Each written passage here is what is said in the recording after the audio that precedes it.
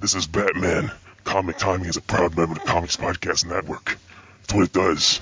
Because I'm Batman. Welcome to episode 55 of Comic Timing, a comics podcast devoted to the average comic book fan from the average comic book fan. Join in as a rotating panel of guests and myself, Ian Levitstein, discuss whatever comes to mind, time after time, here on Comic Timing. Last time we gave you Marvel, this time we give you DC. Brandon is back for the first time in a while. He is the Indigo Fire. Raph is back. He is the Wraithmaker. And Brent and I are on this also. And dear God, are there a lot of tangents. Please make sure to listen to the bloopers at the end because there sure are plenty. Here now, Comic Timing. Hey there, folks. My name's Ian Levitstein, and welcome to episode 55 of Comic Timing. Yes, we've done 5 episodes since episode 50. It is an absolute miracle. And, well, joining me today, first off, the usual, the co-host, not co-host, which cancels to co-host if you're a co-host. It's co-host Brent Casino. What's up, co-host? What's up? How you doing? Doing good. All right. It's cool. And also joining us today is the 2007 Best New Group Podcast Noisy Award-winning podcaster. I'm talking about Brandon, Indigo Fire. What's up, Brandon? Yo, what is up, my homies? Yeah, actually, he didn't win because he only puts out episodes once every blue moon. But the winner was Raph, who's also in this episode. I won? You won, dude. Oh my god! Oh my god! You Oh my god! It's like you just won The Price is Right, man. Minus the car and the millions and the Bob Barker and the Drew Carey and all that. But congrats! I'd like to thank the Academy. I'd like to thank the 4 people that voted for me. Yeah. You know who I'd like to thank? Baby Jesus. Yes, Baby Jesus. Thank you for There's a 6 giving me. pound, 8-ounce baby Jesus back from the spot and go watching little Einstein videos. It's a little tough to bear. Ain't he adorable? I hate that. We're off to a good start already, boys. We're off to a good start already. Excellent start. It is the DC wrap-up episode, and you know what we do on the DC wrap-up? We wrap up DC. What a shock, you know? I mean, it just sort of explains itself. It's 2007 wrap-up, so, well, let's go through what I posted on the forums. With 2007 came plenty of development in the DCU. Did Countdown live up to the expectations 52 left for it to achieve? With the end of the Sinestro War, the GL books appear to be leading to yet another crossover a year away. Is this the type of book you want to read, or would you rather have smaller arcs? Did the return of Ra's al Ghul renew or increase your interest in the Bat Family? How do you feel delays affected the Superman titles? Were you bothered by the delays, or were you simply happy to get a story? What storylines are you looking forward to most in 2008? Who were your most beloved creative team of 2007? And of course, just like last episode, you can list your favorite and least favorite DC Comics of the year, including miniseries and for kicks. Which new series was a sight for sore eyes, and which one left you scratching your head? And finally, what final crisis are we counting down to? Ba-ba-boom. Let it be known, ladies and gents, and we'll discuss your thoughts in great detail. It's the final countdown. It's the final count. It's not magic, Dan DiDio. It's an illusion. You know, because you don't have to explain magic. Of course. And it's Tara. And you know what? Before we get into DC Comics, Brent has some things to say about that thing that happened in Marvel. I thought we all had something to say about it. Yes, but let's start with yours, because your thoughts are going to be rousing. I think that Joe Quesada is full of shit. And now that the Marvel Universe is now the DC Universe, because, you know, we have magical people and magic. Well, actually, yeah, pretty much. I think it's kind of sad that Marvel used to pride itself on how realistic it was and they didn't have too many magical elements. But now, of course, you know, Joe Quesada is of the opinion, as stated by JMS on Newsarama, so who knows if this is really true, but that magic is magic and doesn't need to be explained. While DC is setting up the rules of magic in the Trials of Shazam, Marvel's just going, it's magic. Okay, we're done. Good. All right, next story. See, I think we should have just had a storyline called House of Spidey, where Spider-Man and his family, his extended family, were ruling the world. But then eventually, he's got this guy in his court named Mephisto, and everybody finds out that this is not the way the world's supposed to be. So they turn to Mephisto, and as they're running towards him, Mephisto goes, "No more marriage for Peter Parker. Oh, by the way, Harry's back." That's totally how it should have happened.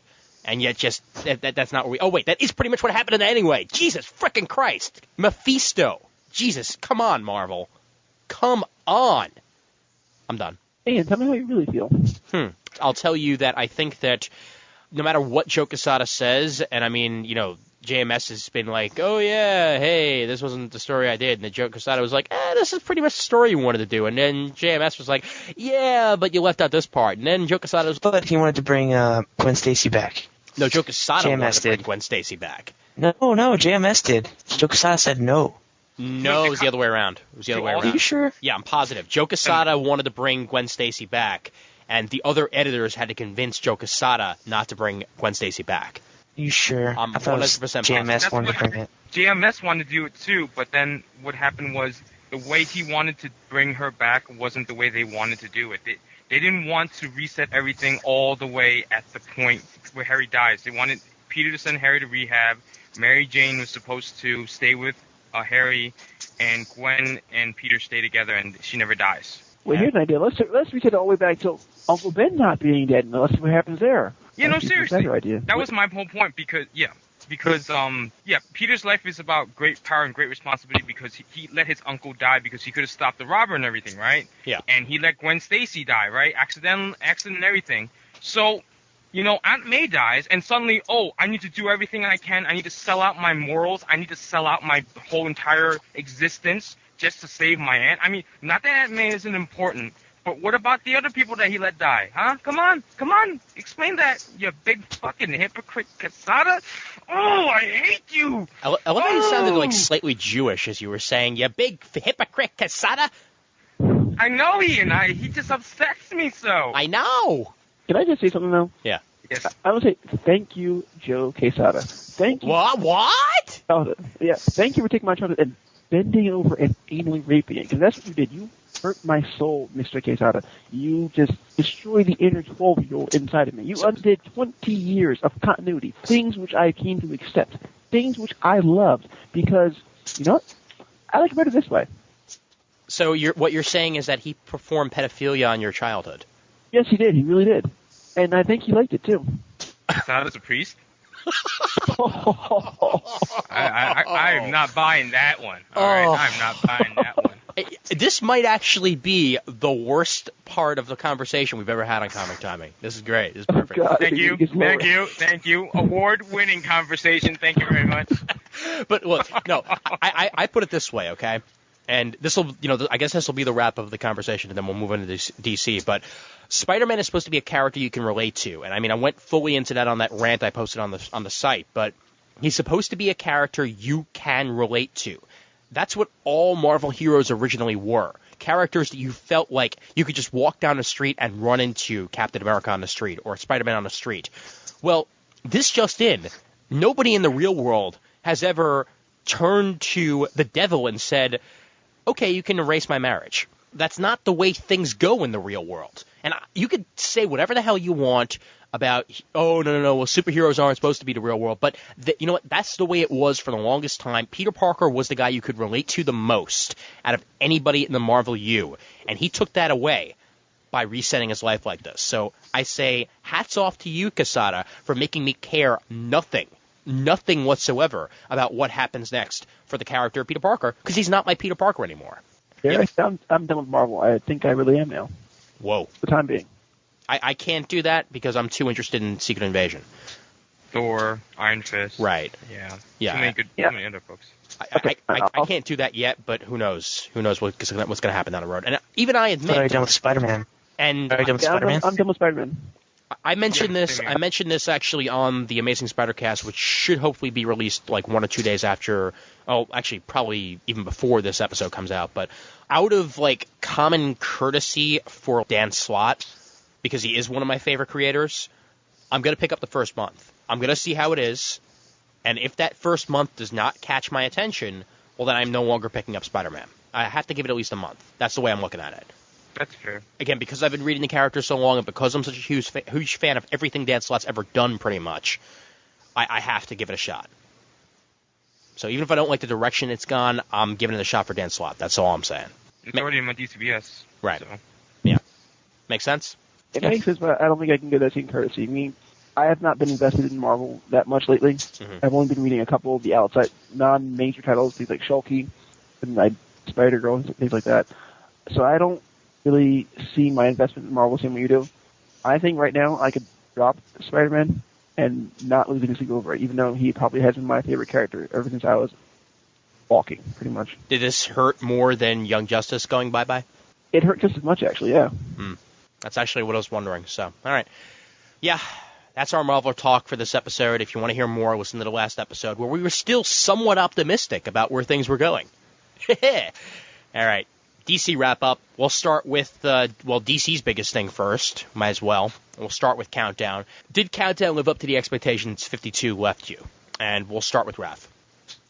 Did Countdown live up to him? Let's see. Well, okay, I really was expecting... See, that's the thing. Like, part of me was expecting a lot from Countdown because it's following 52. 52 was a great weekly series. And part of me was like, they're trying to have a spine for the universe weekly when the rest of the books are monthly. Mhm. I don't know if that's going to be okay.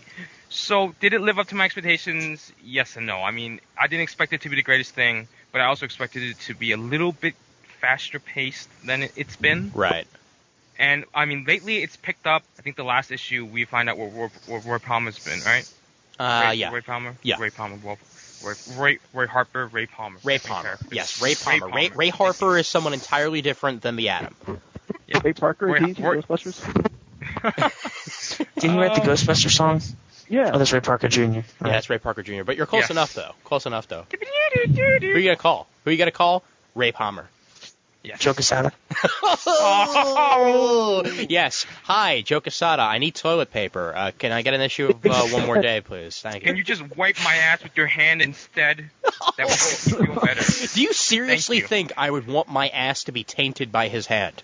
There's actually somebody No, who but wiped I their would ass want to this take his hand one more with my day. ass. Yeah, I saw that on YouTube. Oh, yeah, that was great. So now, But, there's, no. now there's videos of somebody wiping their ass with it, burning it, thanks Amazing Spider-Cast, and ripping it to shreds, thanks Half Hour Wasted. So you're off to a great start, Marvel. Yep. But hey, You know what the best part is? What? Joe Quesada doesn't care. uh-huh. Nope. Yep. But guess what? Joe Quesada has nothing to do with Countdown or 52. So, Yes. you know, So, well, no, go ahead. oh no, I just want to finish up. I'll give Countdown like I guess a B minus. I mean, it's not terrible. Lately it hasn't been terrible, but Mhm. it's not all that great. But I'm still gonna get it to the end. So yeah. Well, I didn't want Countdown to be a rehash of 52 because obviously 52 happened already. You know, if we would have had the exact same characters, similar situations, that sort of thing, it wouldn't have been worth reading at all. Countdown is like the spine of the DC universe. 52 was just an ancillary title. You know, you could read it and you wouldn't have to worry about the rest of the DCU. It's a great thing to read. It's a wonderful story, but it wasn't something that was happening with the rest of the universe. With Countdown, this is the spine of the DC universe. If you don't read Countdown, you're going to be wondering why the hell Superman's here, or what's the deal with Jimmy Olsen? Why is he being so prominent in the Superman books now? What the hell is this Death of the New Gods thing about? Why are we seeing Lord Havoc and the Extremists for the first time in years? What's going on here? What's the deal? And you'd just be entirely lost in the DCU if you were not reading Countdown. Countdown is not the best title. In fact, it's far from it. It's been all right. I've been sort of happy with it, but it's just certainly not connecting on nearly as many levels as I thought something written by Paul Dini would. But then again, it's not just written by Paul Dini. You know, this is everybody. And the art, too, has been sort of but it's been getting better as they got more and more better creators as part of it. Especially the Scott Collins issues have been great. Those I've been a really big fan of. But I guess all in all, Countdown has been good enough for me. But it needs to be better. It definitely does. Brandon, you? I think it can be best described as this. During their con tour a couple of years ago, when they were talking 52, they said it was like watching people only go to see a race car event. You do go watch NASCAR, just watch the crash, and that's what I kind of equate Countdown to. Mm-hmm. You know, I'm watching it right now, see who's going to crash, and oh, there's a crash right there. But with 52, it was held together by just sheer force of will by all four creators. And now, since Countdown came along, I think it's a little bit of too many hands in the pot to really make it work. Mm-hmm. I mean, it started off okay, kind of hit a little low streak. And actually, it's gotten better as it's gone along. I mean, the last couple issues I've liked were the one where you see Anna Tazatara and Spore Prime and Mixelplay. That was one of my favorite issues right there. Right. I just want to see how it's going to pan out. Not that I'm really interested in it, so I just want to see what they do with it. That's all. Mm-hmm. I mean, you do agree that it is pretty much the backbone of the DCU right now. Oh yeah, it is. But I mean, it's taking so long, though. Honestly, I mean, with 52, you felt there was an actual quick pace to it. You felt that this happened this time and this happened this week after it. I mean, for Countdown, you had 6 issues alone where they were at the same bachelorette party. Right. That's not real time in my mind, honestly. Well, and plus, how about the fact that after Lightning Saga was over, we first got 4 issues where they were talking Lightning Saga in Countdown. Exactly. I mean, I get it that it's happening within a week of that time, but when you go from real time to kind of real time, it just loses a little bit. Yeah, I'm with you on that. Brent, what about you? Living up to expectations? Oh, heck no. There's no way. I thought Paul Dini was going to be awesome, but just ended up sucking. I think it's because the writers are not communicating as like a writer's room on television. They're just kind of going like, okay, this is what needs to happen, so the narrative voice is a whole lot different from issue to issue, whereas 52, no matter who was written by, the voice was kind of the same. You know what I mean? Right. Yeah. So I think that helped 52 a lot, and it's really just hurting Countdown. Yeah. Well, and that happens when you have a head writer, and then you leave it in the hands of other people. With Paul Dini, these are Paul Dini's ideas, but other people are crafting them. So obviously they're not going to be able to do nearly as well as Paul Dini would be able to do on his own. Yeah, it does. Okay, going back to Countdown for a minute, though, are the characters that are involved in Countdown nearly as exciting as the ones that were in 52? Because, again, you had, like, secondary, like, characters that hadn't really been in the spotlight that much in 52. You get the same sort of thing in Countdown, but I guess they're a different shade of character. But they are still characters that have never really had their own book in a really long time. Let me ask Brent first here. Are the characters themselves anywhere near as interesting as the characters in 52 were? No, but I think that's still because of the writing, not because of that, because they're different characters. I was more excited for Kyle Rayner and Donna Troy, and then once Jason Todd was kind of interested, now he's not that much of a badass, which kind of doesn't help my interest in him, but forget who else is in it. Jimmy Olsen. Jimmy Olsen, well, him I could care less about, really. Yeah. Karate Kid. Karate Kid, I guess that's interesting. I'm a little confused as to how OMAC got to be in a mountain. Because I didn't read the OMAC miniseries. Yeah. But in there, wasn't he a satellite? He was, yeah. When in the OMAC Project one-shot. I don't know, but didn't he crash in the desert? I think so. That confused me. Yeah, he crashed Something like into that. where Jaime Reyes was. Yeah. On there, I think. Yeah. No, he crashed in like Islamabad or something in Saudi Arabia. Wait, really? In that one-shot from Infinite Yeah. Crisis. Yeah, post Infinite Crisis. Because Sasha Bordeaux came, and that's how she got all mutated and shit. Oh, right. Okay. Yeah. I swear he must have some sort of teleportation ability, like, still inside of him, because he's Yeah. been everywhere. No, because I think they tried to blow him up at the end of that OMAC special. But they didn't, obviously.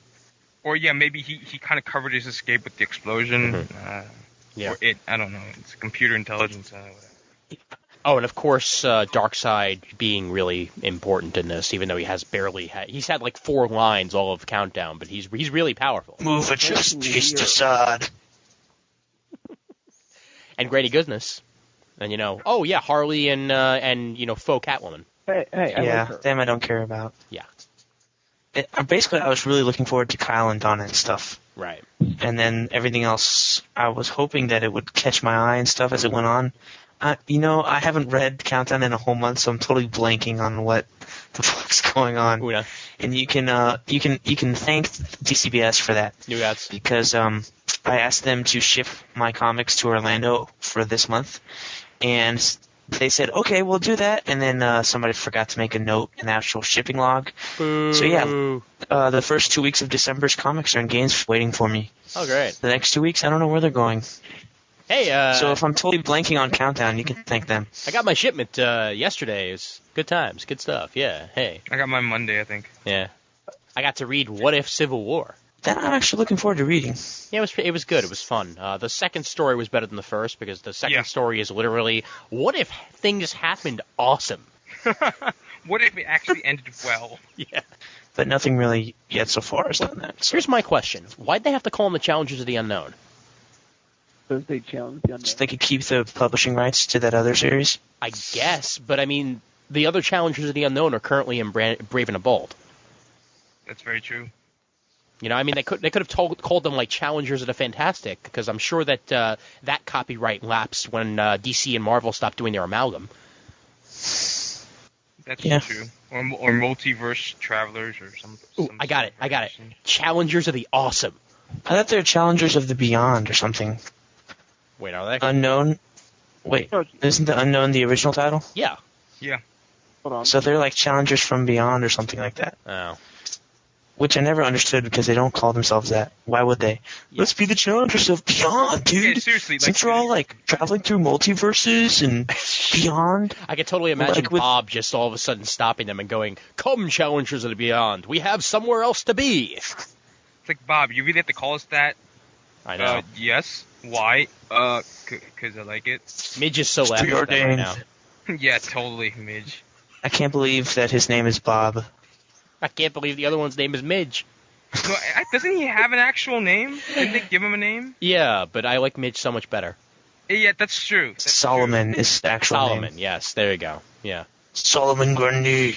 Yeah, Born on a because there's so many Monday. Solomons. They Jinx, Daniel Sitta. Aw. Okay, but yeah, anyway, Brandon, what do you think of the whole character thingy? All right, well, they were a little bit more high-profile characters than what we got in 52. Mm-hmm. That was a plus. We had Piper and Trickster. Yeah. Interesting pairing there for a little bit. Right.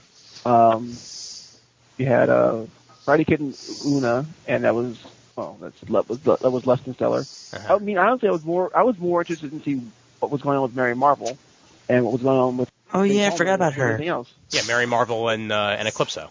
Elizabeth, Yeah. not so much. You can keep her. I liked what the direction they had with Mary Marvel in the beginning of the book. Not so much now, because she's now like a little princess, you know. She's a little bitch.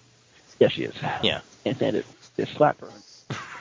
Can't You know, they stand took you. everything about like Mary Marvel and stuff, about what I was looking forward to, her being, Black Adam or whatever, and just totally changed it. Almost like, Petulant, spoiled, whiny, miniskirt. why isn't she slutty yet? Because that would complete it. That'd be like the She was, like an trifecta. episode, like an issue. She was all like, hey, what's up, yo? How you doing? So like, I'm angry. I don't like this. Don't you really want Mary Marvel and Black Alice to start hanging out together? That'd be nice. And they can I share would buy that Superman book. Prime. Oh God, Raph. That's the I worst. want to know how That- he figures into this. Stupid multiverse. This is not like my old universe.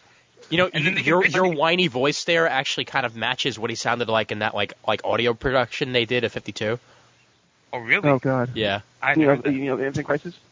52? Yeah, I was gonna say. Yeah, what no, he's they smoking. started coming out with the 52 one, but yeah, I meant to say Infinite Crisis. Hey, didn't you get that at 300? No, I didn't. However, I do have the thingy though. I did. No, you're confusing it with me. I Yeah. won that at 300. Yeah, right, sure. Uh-huh. Aquaman doesn't have a sword. Stupid Earth. But yes. So going back to Mary Marvel. Oh no, I also have one more thing to say. Go ahead. Sinestro Corps War. That didn't factor at all into Countdown. Right. Yeah. It, No. not at all, really. Mhm. Yet Because they don't have probably- Jeff Johns writing the book. If they did, it would have had. But my thing is, though, you had pretty much the end of Sinestro Corps War in Countdown well before it ever happened, and you had Superboy So- Prime back and back again, and I was just confused by what was going on already. I mean, there was no definite.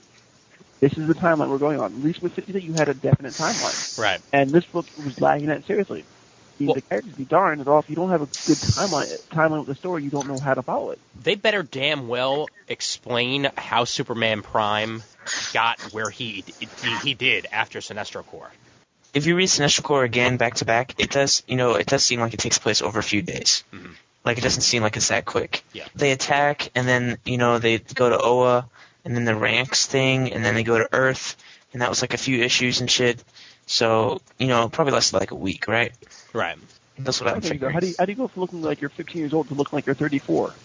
You travel through the multiverse, through the bleed a couple times. I don't know. He went to 34 worlds. I have no idea, man. Come on. mean, I have no clue how it happened. We're obviously going to find out eventually, but now's not the time, I guess. But Raph, maybe Mixoplick did that for him. Maybe. Before he bailed on him. I guess. That's certainly possible. Well, they said that he was so supercharged on, like, solar energy, that's why he looked that way. You know what bothers me about Countdown, though, is that we still haven't figured out the plot of it. By this time in 52, with 18 issues left to go, 3 of the storylines had tied up, and some of them had diverged off into the other storylines, you know what I mean? And we still don't know what Countdown's about. Well, we know what it's about. True Final Crisis. But what's so good Yes, about but Final I Crisis? want to know what the threat is. They should establish the threat that's going to be in Final Crisis in these next 18 issues. The threat is and that then in 18 Final Crisis, issues there's going to be Final Crisis. Well, that's not a story, though. Oh. You know what I mean? Yeah. That doesn't make for a good story, and I think that's part of the thing. Nothing yet has come together in this story to make it really seem like Countdown. The only thing that's counting down in here is the numbering. Nothing else is counting down to Final Crisis. Well, look. I know that they want to keep it a secret, but show me some resolution with the Monitor War or Ray Palmer and stuff like that. I think we'll get there. Well, we are getting I want to see Mary Marvel with Ray get Palmer. somewhere. I think within the next 5 issues we're going to have a resolution with Ray Palmer. But it seems kind of like I want to know what's going on with the Flash Rogues. I mean, it seems they were just there for a little while to introduce Salvation Run, and now that may have started on its own, and I don't know what they're doing with them anymore. Yeah. Yeah, but if we get resolution of one storyline, yeah, that's good. But you have, again, you said 5 issues, so at least with 8 issues to tie up 6 other storylines. Right. What I would say is that, you have 52 issues and so many storylines. That should give you plenty of room to tie some of things up. You know what I mean? Like, I think at the end, Final Crisis is going to seem rushed, or not Final Crisis, Countdown is going to seem rushed and stuff because they don't know they're not going to have enough room because they've been dicking around for so long. Or it could be, conversely, it could be that Final Crisis will be so full of stuff that we won't know what to do with it. I mean, it can go both ways, really. Yeah. I want them to resolve their stories and then have one dangling thread that leads to Final Crisis, or them all to come together and then say, okay, this will be resolved in Final Crisis, but in a way that it feels like I didn't read Countdown for nothing. And that's what I'm afraid, 18 issues left, that I'm going to feel like I read Countdown for nothing, that I didn't have to read it and spend, $100 or more on it. Well, I guess we'll find out soon enough whether that's going to happen. But I want to actually ask Raph this before we move on. How do the characters in Countdown compare to the characters in 52 for you? Well, they're certainly higher profile, but like everyone else has said, they haven't delivered the way the other guys did. I mean, Question Renee was a great storyline. Mm-hmm.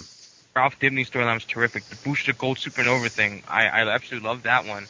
But we don't get that here. I mean, the best ones I think are the Piper Trickster, the Kyle Rayner one, the Kyle Rayner and Donna Troy one, the Challengers one, and that's it. I mean, Mary Marvel is basically like the perfect girlfriend for Superman Prime, like I alluded to earlier, and I can't stand that. I mean, I love Superman Prime as a villain, but if I have to see him for more than like 6 pages, I'm gonna like go crazy.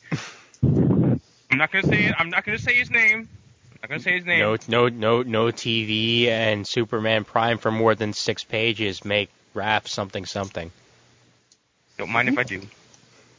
Anyway, it does, like what Brent was saying, like it does sort of feel like it doesn't feel like we're really going anywhere. It's like a story for the sake of having a story. Yeah. And I'm really hoping that soon that we get something. I mean, well, I haven't read last month's issues, and I actually no, that's not true. I'm on issue 21. At the end, like the whole OMAC uprising thing is sort of cool, but we needed more of that, like every few issues, like not just right now. It should have happened a lot sooner with some of this stuff. Yeah. So I mean, I'm okay with it, but they're not as good as they could be. Definitely, there's a lot of good characters in there that could be used a lot better. It's a bad thing that it took until halfway through the series for me to give a damn. Yeah, seriously. Yeah, and now we are finally allowing me to give a damn. But hey, look on the bright side. At least with Mary Marvel, you didn't hear somebody going, "It's magic. Why do we have to explain it?" How tempting him, please. I didn't mention him. I'm just saying.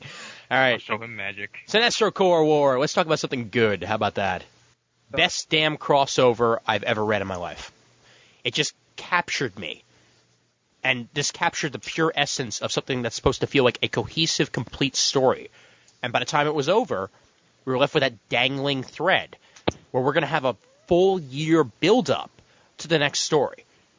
I don't know whether or not that's a good thing or a bad thing yet. We'll have to see. Whether or not, the next year does actually feel like a build-up, like Countdown. Like Countdown feels like it's building to something we don't know what. The other Green Lantern book's going to feel like they're building to something that we know is coming in Blackest Night. Let's have everybody's take on that. Sinestro Corps War as a whole, how did it do it for you? And are you happy or sad that you're going to be reading a full year of GL comics that you know is just going to be leading up to something huge at the end of it? And for this one, let's start with Brent. For me, Sinestro Corps hit a lot of places. I do think there are some, points in the middle where it didn't feel as great as the first and the last chapters, and that'll be it, basically. You don't have to read the whole Kyle as Parallax stuff. You can just assume he gets back. I mean, those are some good moments, but the series didn't hit as hard as the first and the last chapter of it. Okay. I think the other thing that hit as well as those two was where the new Ion fought Superboy Prime, the last issue of Green Lantern Corps. Yeah. And I would say that would be the only issue that I thought was necessary to read of the Green Lantern Corps issues.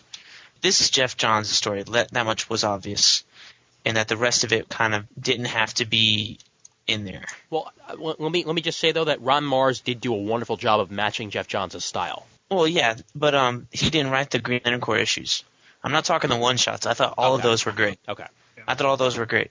But it just seems like the Green Lantern Corps stuff kind of felt tacked on, that this could have just been in the regular Green Lantern book, but it made sense for them to move it into the both of them. Right.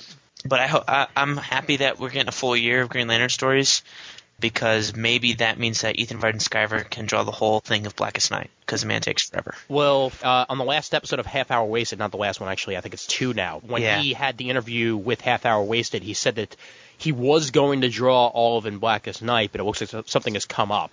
So he might only be drawing like what he did with this one, and he'll do like maybe the first and last issues and have somebody else do the middle ones, which is fine as long as that middle person is Ivan Reyes. Yeah. What was weird, though, is at MegaCon last year, he said his next project after the Sinestro Corps was going to be a Batman thing. Okay. But who knows if that's going to happen at all. He was saying Plastic Man on that thing, that he'd really like to do a Plastic Man, so that kind of sounded like... He said that he wanted to, but he said that that's something he's not going to be doing soon. That Batman thing sounds like it might actually be something he's doing like next. Well, that would make me really happy. Just him on Batman with Batman villains. I mean, I love the way he did it in Superman Batman just for 3 issues. Yeah. What has me really excited about his Batman stuff is that I'm going to be able to get an action figure of it. Sweet. The next Superman Batman wave is going to be Ethan Van Sciver based. Oh, cool. Very cool. But yeah, I do think Sinestro Corps was one of the best events ever. Yeah, and plus he's going to be Had Civil War not been a letdown, it would have been like a tie. Agreed. Yeah. I think that actually, what was it? I think Justice League of America number 20. He's also going to be doing sometime soon, which should be a hell of a lot of fun to see him drawing Justice League. I think that's just a Flash and a Wonder Woman though, but that should be interesting anyway. Yeah. Let's move on to Raph here and Sinestro Corps. How'd it do? Yeah, it is probably one of the greatest, if not the greatest, crossover I've seen. It was totally unbelievably good, and I think it's because it was the vision of one person, basically, and it was told in one. Okay, fine, 2 books. Mm-hmm. If you don't count the one-shots. I mean, I think I had heard Didio talk in an interview, I think it was on Newsarama, after Sinestro Corps ended, that they wanted to do more stuff like this and Resurrection of Ra's al Ghul, which we'll talk about later. Like, they want to do it contained within the books after Final Crisis, which is actually making me very happy, because I had said before, like I think last year, that if you want to feed us a big crossover, feed it to us within a family of books, not the entire universe, because I'm getting tired of that. Mm-hmm. And I don't know. I mean, it just delivered on every single possible level, and I'm extremely happy that we get a year to the next one, because I want to find out about the other Lantern Corps, the red one, the blue one, the Indigo one. I mean, I want to find out what they can do. I want to find out what their roles are, and it's going to take a year to find out. I mean, it's 12 issues. It's only 12 issues till Blackest Night, or whatever. I think is that what it's called? Yeah, Blackest Night. Yeah, Blackest Night. Yeah. So I mean, 12 issues. I mean, that's plenty of. That's not that many issues. So by the end of the year, I mean, after Final Crisis is done, and it's gonna be great. I'm really optimistic now that I have an idea of what DC is doing in the future. Answer me this, though, Raph. If you put one of each of the lanterns together, do you get tie-dye? No, I've asked myself that many times.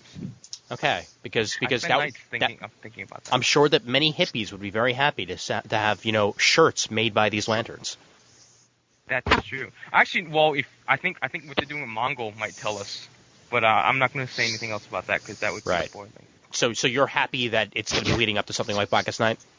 Oh yeah, there's so much more they can build out of this. So yeah, he can take as much time as he needs. Seriously. Right.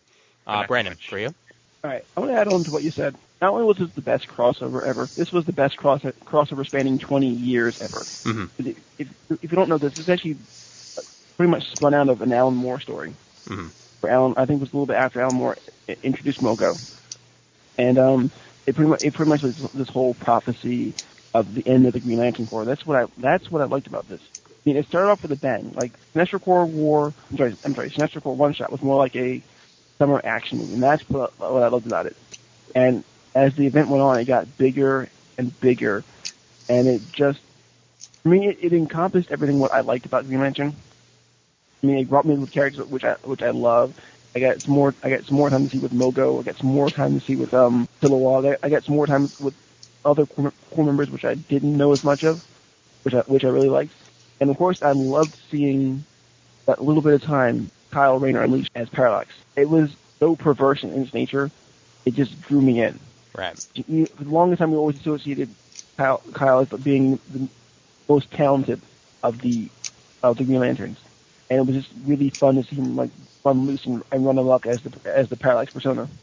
Yeah, well, I mean, think about it. And there would be no Green Lantern Corps right now if not for Kyle. Exactly. Yes. And now I think it brought about an age where, like 5-6 years ago, there was only one Green Lantern, and it was good storytelling then. But now you have multitude of Green Lanterns. Now you can borrow from so many different things. Now you can tell so many different stories, and that's what makes me excited now. Because for the next 12 months, I have 24 different stories I can pick and choose from, see how this is going to build Blackest Night, and that's what's making me really, really excited now. Yeah, and this whole thing about the Alpha Lantern just has me really intrigued. Well, that's what the most recent issues have been talking about. Like, who are the Alpha Lanterns? Oh yeah. Again, there's no spoilers in talking about it. That's the next thing that they're going to be talking about. This new group of lanterns that apparently are supposed to, I guess, be like the elite squad or something like that, and they're called the Alpha Lanterns, which is, I guess, one of the 10 new laws was introducing the Alpha Lanterns. So I'm wondering what they're going to factor into the whole thing. Also, we get to learn what the other new laws are that Owen enacted. Right. And I'm sure we'll get that over the next year. Ian, what did it do for you? Well, for me, it sort of proved that I can be interested in Green Lantern, and not just because Kyle's in it. Because up until now, I feel the same way. Right. Because like up until now, Kyle was my Green Lantern. He always will be my Green Lantern because that's the one I started reading. But I read the Ion book. Why? Because Kyle was in it. Sure, I read Green Lantern with Hal in it, but I was still kind of annoyed that Hal was there, because it just still felt like they had jury-rigged it in. After Sinestro Corps War, I am beyond the shadow of a doubt happy to read, and this is something huge for me to say, I am officially happy to read a Hal Jordan book. And I won't be thinking, where is Kyle? Because like you always relate with one particular version of a character, especially in DC where there are that many legacy characters in there, and Kyle is part of that legacy. But now I have a book with Kyle in it, and the best part of it, not only is Kyle in it, but it's a book where Kyle and Guy get to team up on a regular basis. How cool is that? Green Lantern Corps, that's pretty much becoming the buddy cop book for Guy and Kyle, which is great. And a solo Green Lantern book with Hal Jordan, and the rest of the Green Lantern Corps involved, obviously, but mostly Hal Jordan. And I'm perfectly fine with that for the first time in my life. That's what Sinestro Corps did for me. And like you said, Brent, the same thing happened with you. I didn't care until I read Sinestro Corps about Hal, so. Yay. But actually, I think I started to care more about Hal during the first 12 issues of Green Lantern. Mm-hmm. I like Kyle. Kyle's was the Lantern I read the most of in the 90s. After he rebuilt the Corps, I'm like, oh, and what's happening on over here now? I mean, like, it was the curiosity which came out of, out of Rebirth, which wanted me to dig more into Kyle. So you saying that Rebirth didn't have that same effect on you guys? It did, but only to a certain point. I was okay with Rebirth. I liked the story, but the entire time I still had that nagging feeling like, damn it, they just took away my Lantern. And it took a story like this for me to entirely leave my mind. So, Prince, you were saying that Rebirth did not re-spark your interest into Hal Jordan, as did Sinestro Corps War? No, because it didn't do anything for Kyle. It felt like they just shoved Kyle to the side. So you're saying he got the Green Arrow shaft, though? Yeah, he got the green shaft. Oh, that hurts. Ouch. That hurts. Because if it turned green, you're kind of screwed. I make a joke. Can you make it real? Why? Oh, boy. This is going to be one of those episodes, folks. One of those episodes, you can tell already. But let's move on from Green Lantern Corps to the Bat Family, because this seems to be the year of, the year-long storylines. And even though this one was only, 3 months long, it still happened in all the books, so it sort of felt like it was a year long. This whole Return of Ra's al Ghul storyline that was started by Grant Morrison, continued via all the other books, Nightwing, Detective, Robin. Surprisingly not Birds of Prey, but I guess they're not technically a Bat Family book anymore. First of all, did he have to return? And second of all, same question I've been asking about pretty much everything so far. Did it work for you as a crossover series? Did it get you interested in the Bat Family any more than you were before you read Return of Ra's al Ghul? And we'll start with Brandon. Yeah, honestly, I knew it was inevitable that was going to happen. I mean, Ra's al Ghul is pretty much immortal. He can return at any time any writer feels like he wants to. Mm-hmm. I mean, I would like to see a little bit more time between end of 52, where Batman's now the new Batman, and when Ra's al Ghul returns.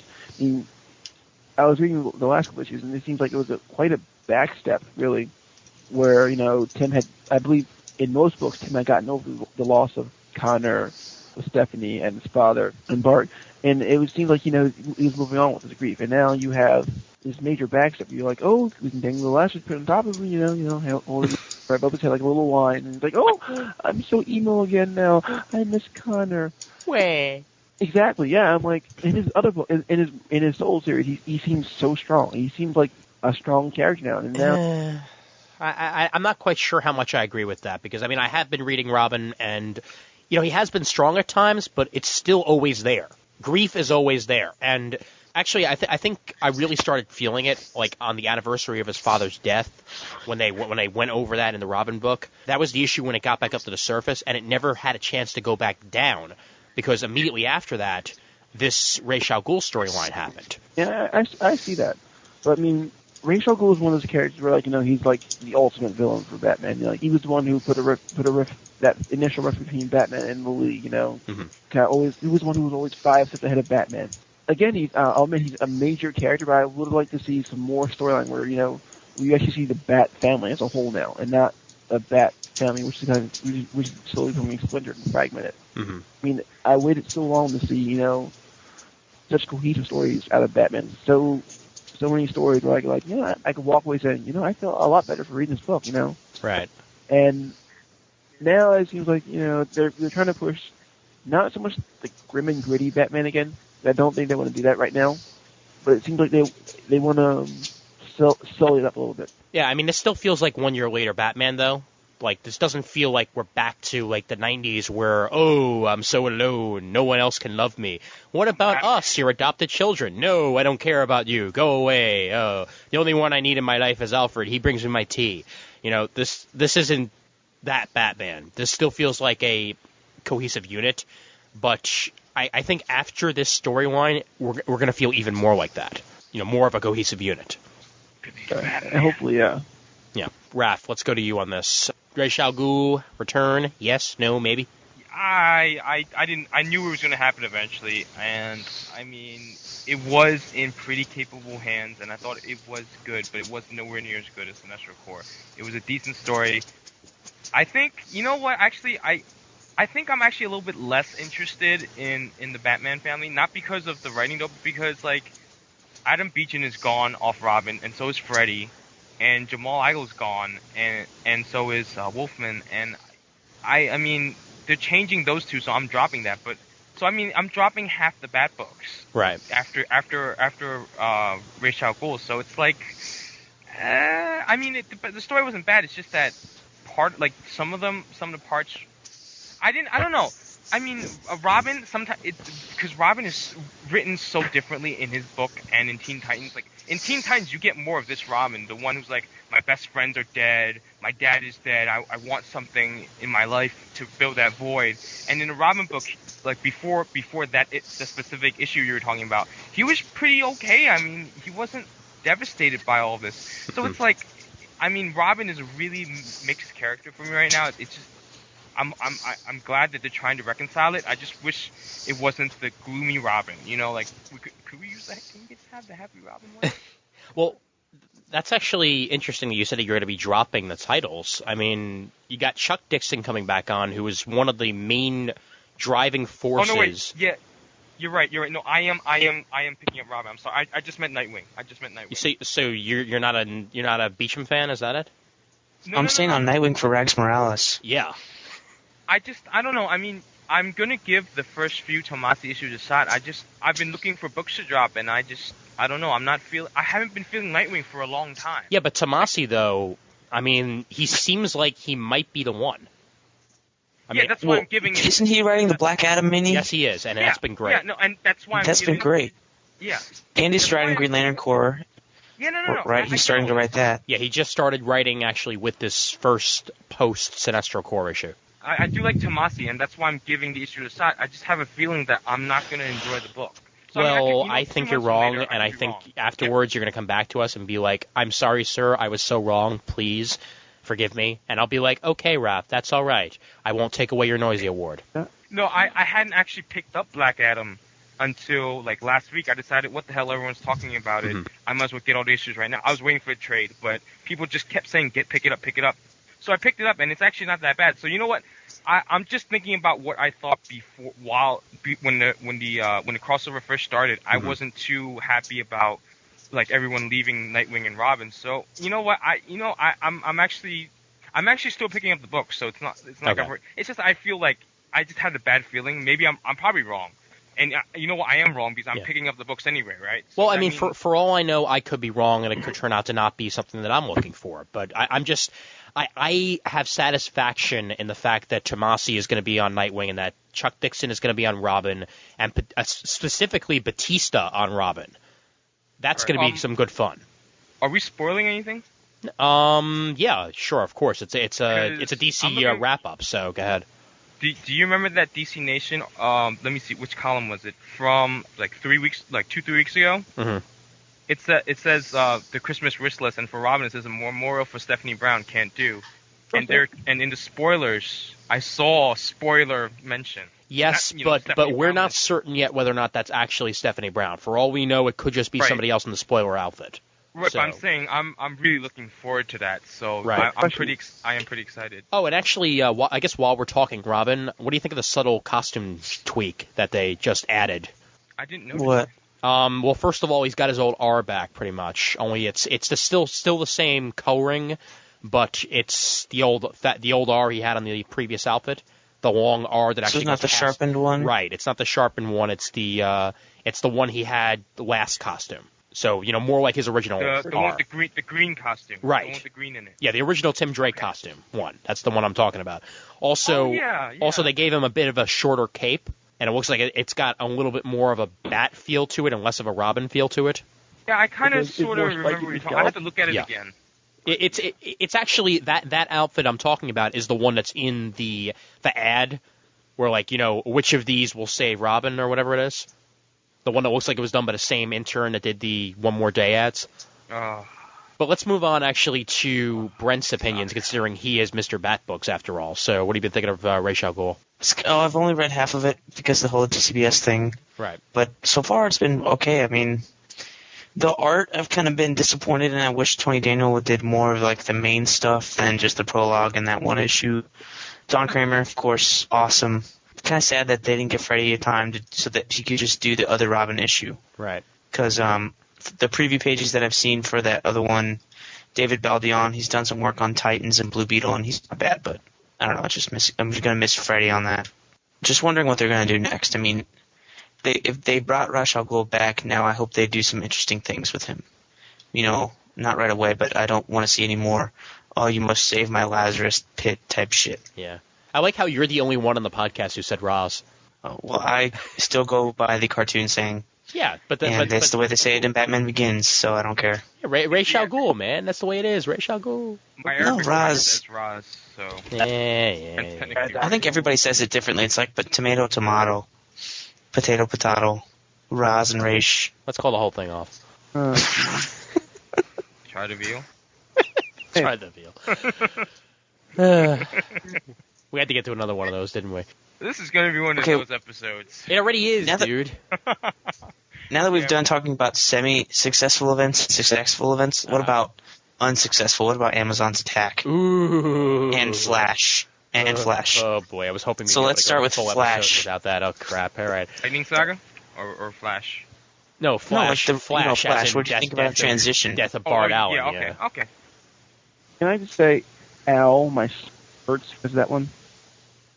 Yeah, you can say that. Young Justice, favorite book, character from Young Justice, dying, Brandon Nolikey. Okay, but going with that though, have you been enjoying the Wally West issues? Yes and no. Okay. Give me the yes and then give me the no. I love it, yes, because Mark Waid's writing it again. And I Not love for it now long. Ha ha ha. that- and I love it now that Freddy's back on the book. That is staying. So that's actually for long. But, I mean, it just seems like it's lost someplace. I mean, it's this great story, but I just don't know how it fits in. I mean, like, last issue you had Black Lightning using electricity powers underwater. That's my only gripe. Mhm. Not Well, it He wasn't can control the arc. Yeah. It wasn't technically underwater though, because they weren't they in like another like world or something? Like they went through some sort of portal or something? Water World. Yeah. Kevin Costner there, Gills. Oh boy. So what you're saying is you're enjoying it, you just don't know where it's going. Yeah. Okay. Nice. And I don't know where it's going either, but here's my problem with it. And I am a fan of it.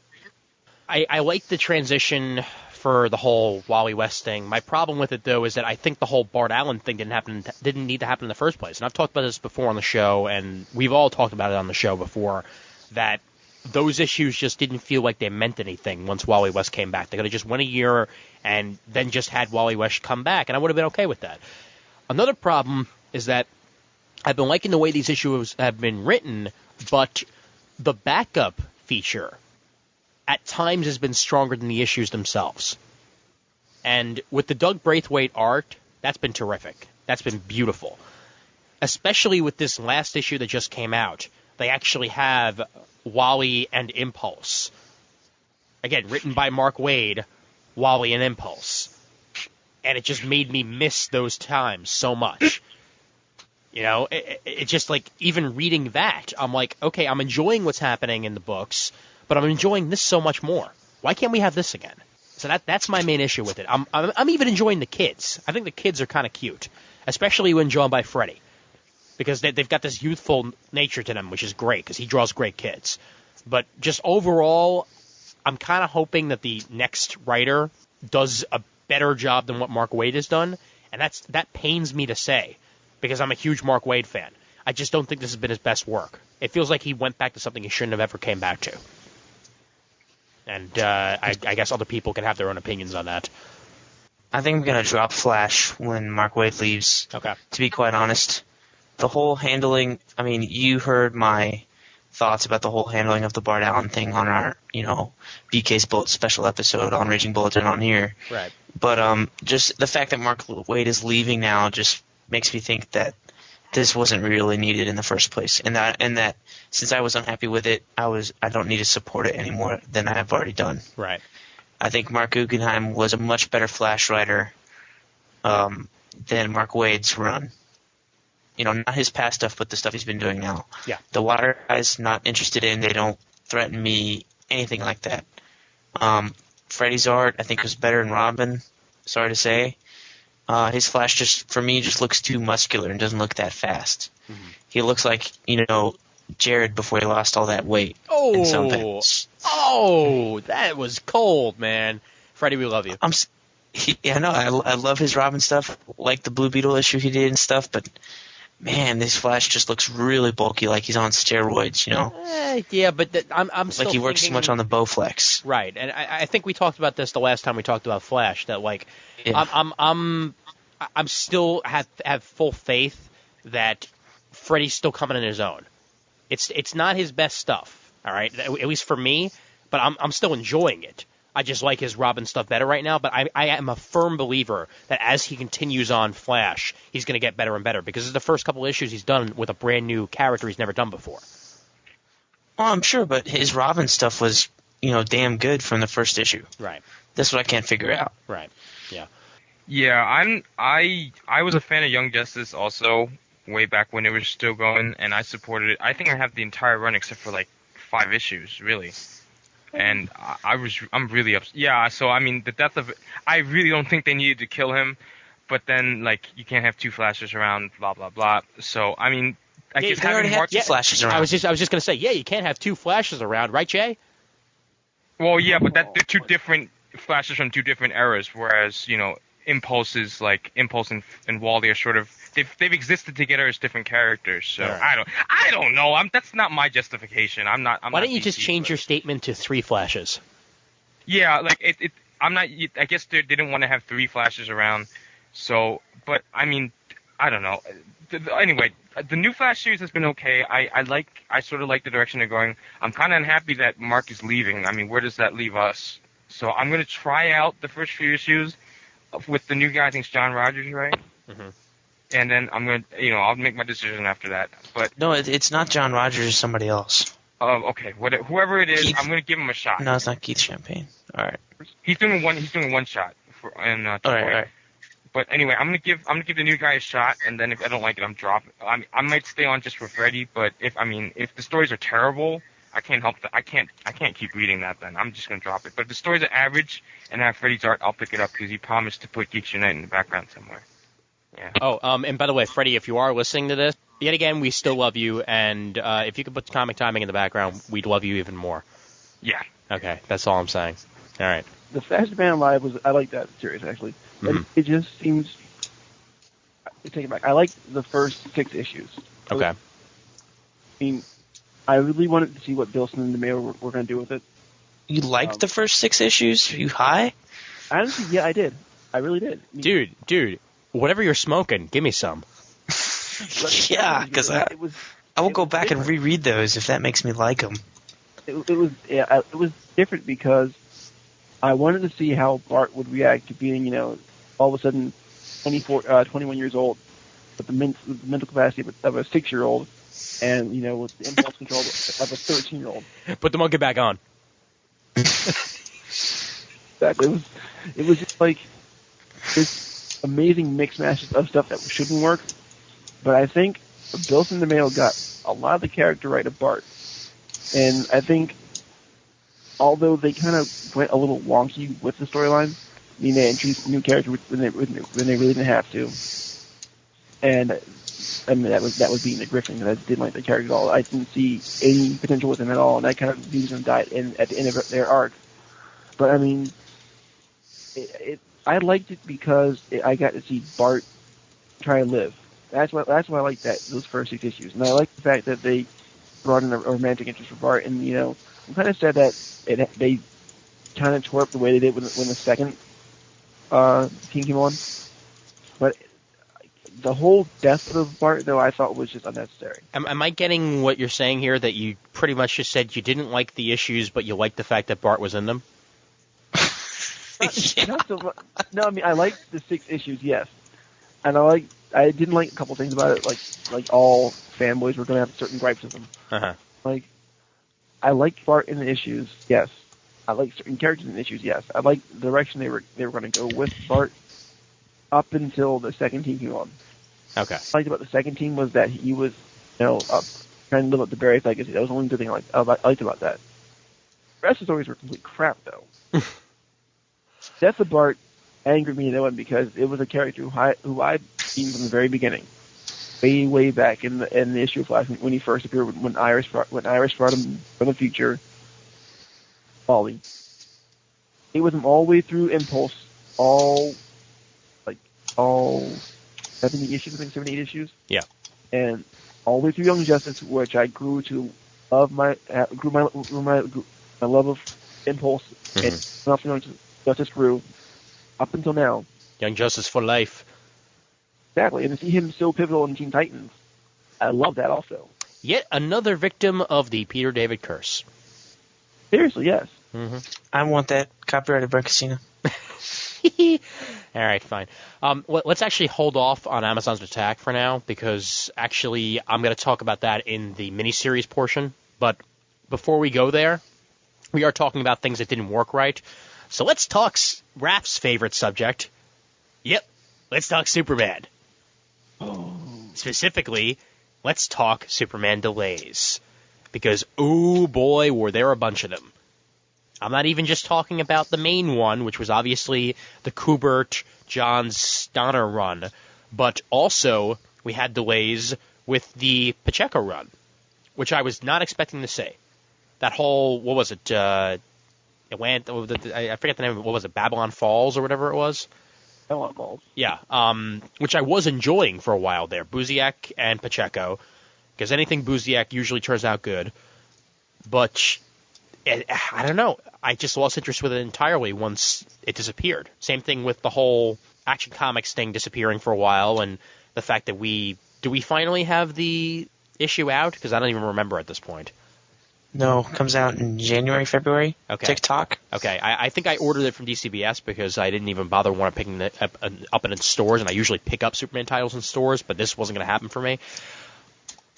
How badly did delays affect Superman? And right now, with Superman, we're having one of the best runs, I think, of Superman in a while, and that's the Legion of Superheroes run. But let's take that out of the picture for now, and let's just talk about how delays affected your love for Superman. And of course, we have to start the conversation with Raph here. Unlike some fanboys who can't stand delays, I actually don't mind delays. So when I heard that Last Sun was pushed back, I said fine. This delay is like a Heinberg level delay, though, and I didn't like Heinberg's delay. Can we also officially coin that phrase, by the way, the Heinberg delay? Yes, copyright, Comic Timing, 2008. Good. There you go. Thank you. Right there. All right. You can't use that in Geeks Unite. I'm going to be listening. Mm-hmm. Damn it. Son of a bitch. Yeah, I'm going to be listening too. You can only use it when I'm on the show. All right, fine. Okay. All right, but anyway, like I was saying, all right, well, let's see. What did they replace the Last Sun stuff with? They replaced it with Countdown Jimmy Olsen stuff, which I don't mind, which is okay. And let's preface this. I am the ultimate Superman apologist. I'm not going to be the most reasonable person here. I loved the villains. Camelot, actually, if you think about it, Camelot Falls, okay, what happened was it Camelot was meant... Falls, thank you. I said Babylon Yes. Falls. Camelot Falls. Yes. All right. But Camelot Falls was meant for... The ending was meant for the next issue of Superman. All they did was put it in the annual coming out the following month, which was supposed to end the third Kryptonian. Mm-hmm. Which, by the way, wasn't that bad either. I just wasn't my favorite Superman storyline. Mm-hmm. But I mean, I think overall, if you just look at Jeff Johns' body of work, and I know you said leave out Legion, but let's include Legion just Okay. for the sake of it. Okay. Jeff Johns has been doing great on Action Comics. Mm-hmm. He is. I love. He doesn't have a bad book. Well, I mean, with the exception of Titans towards the end, but that wasn't really. I mean, him and Beechin were writing it. He doesn't have a bad book. so that Bizarro arc, that whole thing on Bizarro World, that was your cup of tea? I thought it was hilarious. Yeah, I didn't really like that either. Okay. It was hard to understand, but it was fun. But I actually think that the art for that, I guess, was good enough for a Bizarro arc, but it was kind of hard to follow. yeah, I mean, Powell isn't exactly. He's not my favorite Superman artist, but I mean, yeah, whatever. I mean, what can you do? Mm-hmm. The reason that art didn't work is because they couldn't figure out whether Bizarro just said am instead of me or I, or whether he talked backwards entirely, and they switched back and forth from it. That's why that arc didn't work. Well, Bizarre always has that problem. You never. I mean, because some No, people- if they would generally just fucking decide how Bizarro talks and set a layer of ground rules for it, then they would not have that problem. But Me- instead, yeah, every that- writer has to do it differently, Yeah, and that was that's my why whole the point, stories actually. don't work. Me, I'm That's why disagreeing with you Bizarro- entirely. That see exactly. That's why Bizarro is not one of Superman's greatest villains. Yeah. You know what I mean? Yeah. That's why he's not so strong as Lex Luthor, because he doesn't have any good stories, because they're all confusing as shit, because he talks differently every time somebody writes him. You know, I get that. I entirely get that, and that's my problem with Bizarro too. Because my general idea for Bizarro is everything he says should be the opposite of what he means. Sometimes they do that, sometimes they don't. Sometimes they go, me save Metropolis by destroying it. That doesn't make sense if he's actually destroying it. So- it should be So would he actually say "me like men"? Yes. or me no like women or Okay. something like that. All right, you know, cool. like something like that. I just wanted to make sure on that, just to make sure, when he talks about sexual preference, that I know what he's talking about. Yes, because that's what matters about Bizarro. Mm-hmm. Of course. Yes, exactly. Because he drops by Starbucks to talk about being gay with you all the time. Of course. If I went to Starbucks, that's exactly what would happen. You know how I know you're Actually- gay? You go to Starbucks to talk about being gay with Bizarro. You want to know how I know you're gay? You listen to Coldplay. Ooh. I don't actually. Oh. So, I know, that's just a line from the movie. Actually, I know. I've seen that my- movie. I own that movie. You want to know how I know you're gay? I once walked in on you baking a quiche. You know how I know Raph is gay? He's getting mad that we're interrupting his Superman talk. You know how I know you guys are gay? Because you do a podcast together. Like, yeah. You want to know how I know you're gay? Because you won a Noisy Award and you barely put out a fucking episode. We put out more episodes Should've than been mine, you. Raph. Should've been mine. Oh, man. All I can say is that Geek Speak episode 3 better win best single episode of 2008. Dude, yeah, that Do was we so have good. awards on that? That yeah, was it was fun. good. That was great. It was good. Yeah, That it was good. awesome. That was good. Uh-huh. It was good. Yeah, it was really good. Okay. Uh-huh. Yeah. It was. Okay. So anyway, Superman, yeah. Yeah, I just want to say the All-Star Superman Bizarro issues were terrific. Yeah, And- in fact, you know what, though? I have to make that comment. It kind of felt like they were just repeating what that already did. yeah, I can see that. Yeah, because I like those a lot better. Like, maybe they were talking about it while they were doing 52. Maybe. I don't know. That in fact, actually, wouldn't that be awesome? Yeah, I have Jeff. this great idea for a Bizarro World arc. Oh, that's great, Jeff.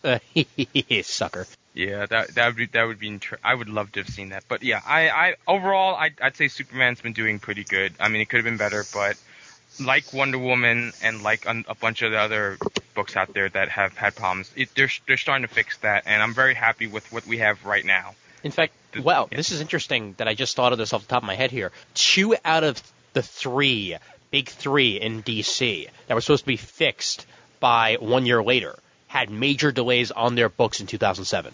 Being Wonder Woman and Superman. Superman. Yeah, I mean, Batman really didn't have that many delays, except for 1 or 2 here because of Grant Morrison, but they were negligible at best. Just I think that was because of Kubert. yeah, that is Art actually the delays. case. Yeah, but that's just not good. I'm sorry. When you're supposed to have a big three in a comic book company, that's kind of as bad as those delays on Civil War were, because Civil War was the main book coming out of Marvel, and the big three are the big ones coming out of DC.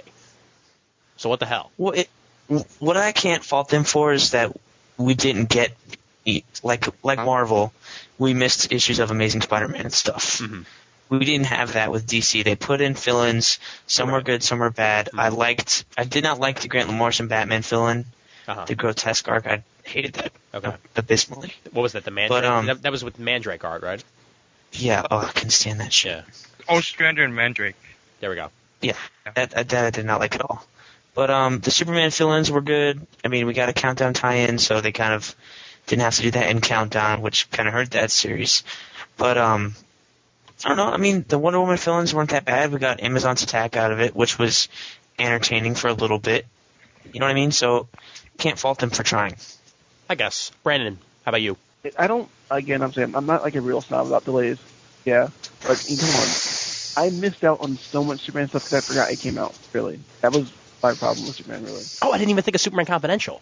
Don't even get me started on confidential books. I hate confidential books now. Yeah. Hey, I'm with you on that, and I did a freaking crossover on their first issues. That's a rant. I'll save for later. But I mean, I honestly forgot that Donner was on Superman sometimes. Mm-hmm. I honestly forgot that there was a Superman book coming out on some weeks when I went to the shop. Right. That's how bad the delays got. Really.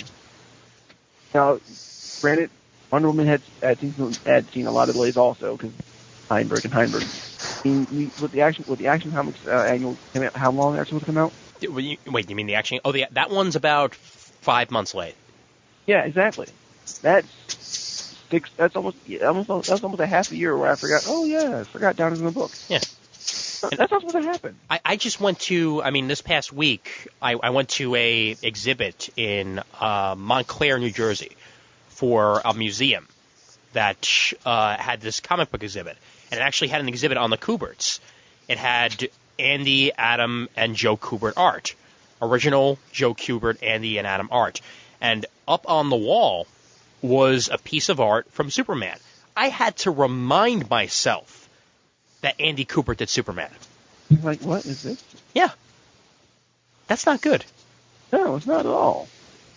I mean, this is why a family complain about, no good books out. There are good books out, but they're just not coming out on time. Right.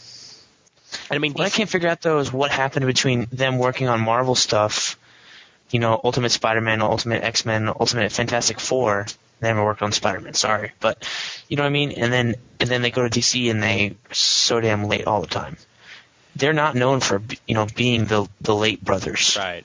They're known for being the Kuberts who deliver solid art, on a reasonable schedule. You know what I'm going to think it is, actually, and I could be wrong on this. I'd say lead time could do a lot with it. Going from one company to another, there's going to be differences in lead time. And I think when DC hired them, they probably did not tell them right away what they were going to do with them, because I don't even think they knew. When they decided, there might not have been nearly as much lead time to catch up as they would have wanted.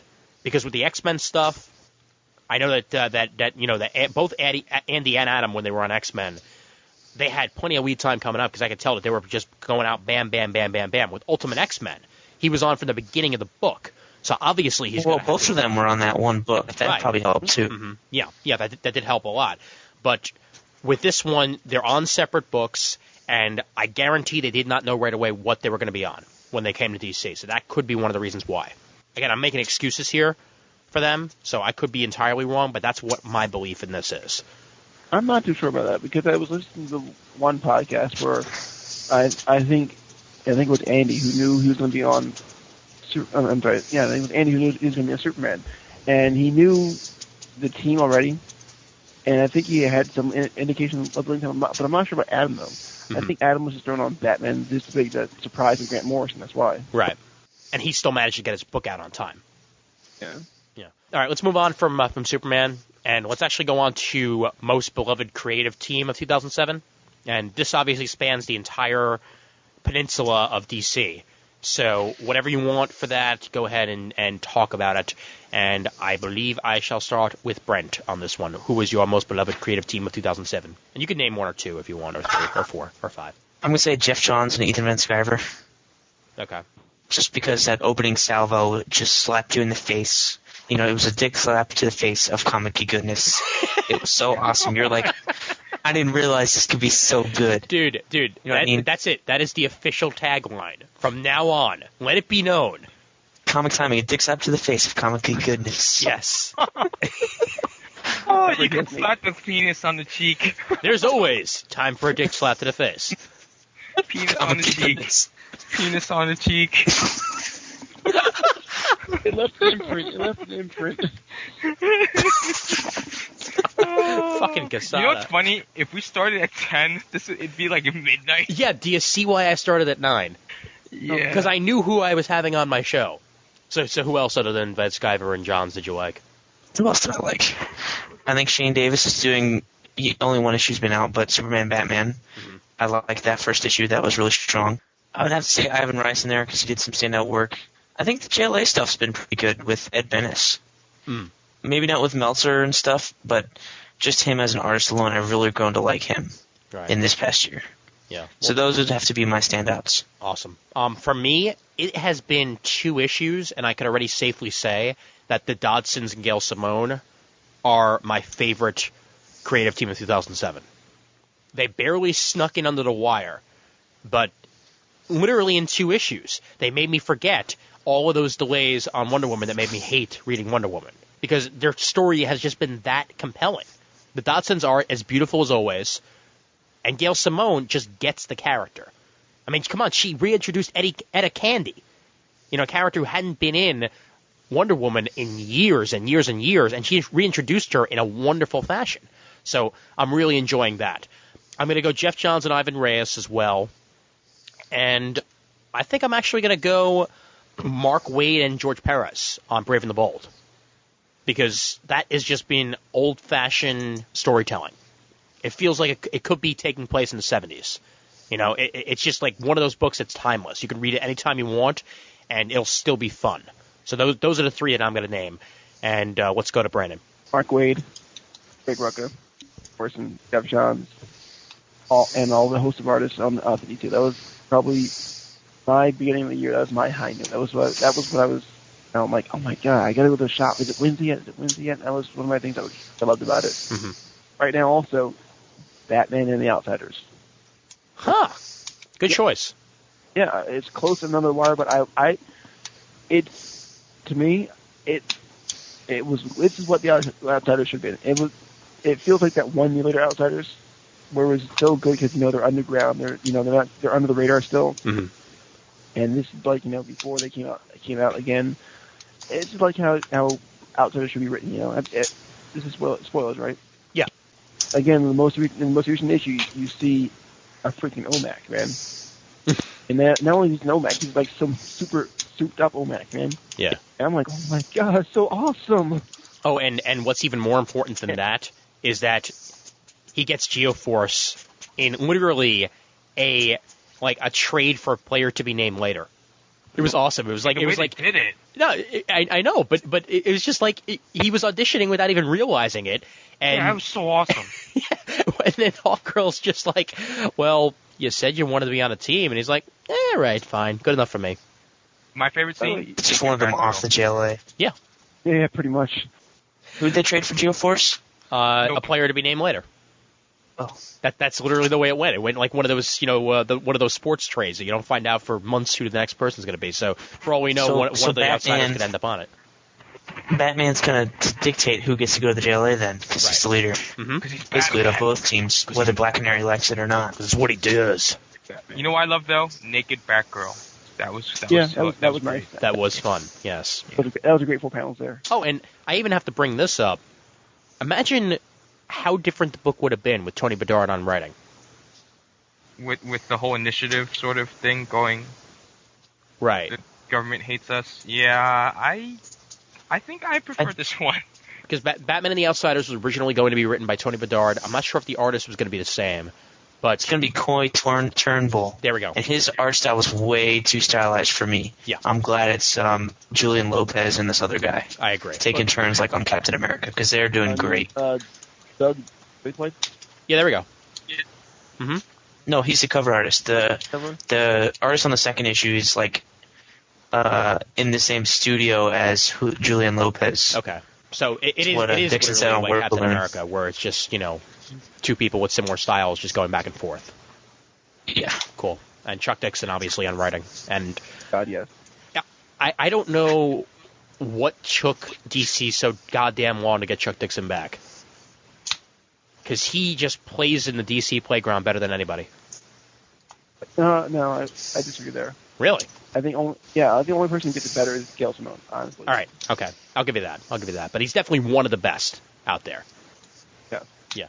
But any other creative teams off the top of your head? Not much really, no. I think those are for me that's like the standout right there, because that was they brought back that. Oh yeah, okay, fine. Jeff Johns and Ivan Reyes, and Ethan Edgar, because Oh, wait a minute. Duh. Gail Simone and Mike Norton. Oh my God, yes. Oh yeah. Yeah. I was gonna yeah. say them. I was gonna say them. but- Oh, okay. All right. Well, let me not steal your thunder any longer, Raph. You can go into why that was your favorite, and you can give us some others Me also. am totally agreeing with you. Whoa. Wait a minute. Oh wait, You're disagreeing with us? Yeah, I caught up on that, Adam, and it's okay. Okay. Brett, take care. We'll see you later. Have new fine. clothes now? It's been a year, so I guess this is my last episode, huh? Oh, Bird. I'm tired of you. Go away. Oh, if only that were true. Okay, go ahead, Ralph. Yeah, well, okay. My 3 reasons why I love Norton and Simone on All New Adam. 1, Asian. Just 'cause he's superhero. Asian. Drawn. Yeah, That's but not a he's reason. drawn so well. That's a bias. No, That's not a reason. That's a bias. Okay, here's why I like every Asian character ever. Number 1, they're Asian. Number 2, Wait, what do you because they're feel? not Asian. And number 3, feel now? number 3, next question. we got the late countdown for a few weeks. Don't wait, folks. We're gonna get back on track. We're sorry about the action comedy. Hey, how you doing? My name's Andy Dio, and I'm here to answer some questions. So go ahead, ask me any question you want, and I'll make sure to answer it as thoroughly as possible. But just remember, we can't answer any question, because if we do, then we're gonna have to give stuff away. So I'm just gonna have to say next question every single thing. That's my answer. Yes. Yes, next question. Scooby-Doo book, sir. Yes or no? Next question. Do you like Batman or Superman? Yes. Next question. Yes or no? Next question. Anyway, back to All New Adam, because I'm the one that's bringing it back on track. Jesus. The wheels turn around. It's not just the Asian superhero thing. I don't think it's that badly written, and I think the art is pretty good. I mean, I don't get why people don't like it. I really don't. Potsy or death? Potsy or death? The civilization on the end of my dog's ass? I mean, come on. Come on! Okay, here is one thing that annoyed me a little bit. Okay. Why'd she have to bring Wonder Woman in? I like those episodes. I like those issues. but that just screams, hey, I'm writing Wonder Woman now. That's true. I mean, well, no, she planned. Oh, whatever. Yeah, she probably didn't plan. It's at the exact same time as she's on Wonder Woman. That's I very mean, true. she That's obviously very knew true. ahead of time. But all right. Or all you know right. what? Maybe she got DC's permission to do it because they wanted to up the sales on Adam by introducing Wonder Woman in there, and she happens to be writing Wonder Woman. Yada yada. That's possible. But then again, they tried that on Manhunter. Yeah. Well, Manhunter's supposed to come back soon. Yeah, but, where the hell is it? I want it back. I don't know. Right. But anyway, That's yeah. ago, though. Yeah, 6 month hiatus. That was in March, right? Mhm. So it should have been out already. Mm-hmm. All right. Anyway, back to Adam. I think Simone and Adam. Yeah, Simone, Adam, and Norton are a great combination. I'm gonna be sad to see them go. Another big favorite of mine is Grant Morrison and LSD. They make a great team. Now, by LSD, you of course mean the Legion of Soldier Demons, which he's going to be introducing Yes. soon in Batman, right? Completely. Yeah, After good. Ninja Bats, Okay, Soldier Demons. cool. And DC now stands for destroy. Like I had some other. It was supposed to be like characters dying. Destroying continuity. Yes. No, that's Marvel. That's Marvel. Oh, no, but Marvel. Yeah, I guess. All right, fine. Anyway, Marvel but is still so alive. Jeff Johns and any artist this year has also been a favorite of mine. Mhm. Just because like there's no bad book they've done. And why is my thing going off? Anyway, Phones off, I people. would just like to point out that my phone or watch has not gone off yet. Yes, and that's because Brent thinks ahead, right, Raph? yes, that's very true. I didn't realize I had my phone on. Uh-huh. All right. Yeah, So right. Not likely excuse. So it's Jeff Johns and everyone that he's worked with this year, because he really has been featuring and Freddie Williams on Robin earlier in the year, Mhm. and Gail Simone and Nicola Scott from the beginning of the year, because that Birds of Prey run is terrific. Yeah. So I mean, the newer stuff has been good too, but I really love Gail Simone and Nicola Scott. Well, so, McKeever's had one issue on it so far, and that one issue has been great. yeah. And yeah. for that What's- matter, his Teen Titans. What is up really with been enjoying. What is up with McKeever, Beechin, and Bedard replacing each other on these books? Oh yeah, I'm on it. Maybe not. Oh yeah, I'm on this book. Maybe not. McKeever, get on here.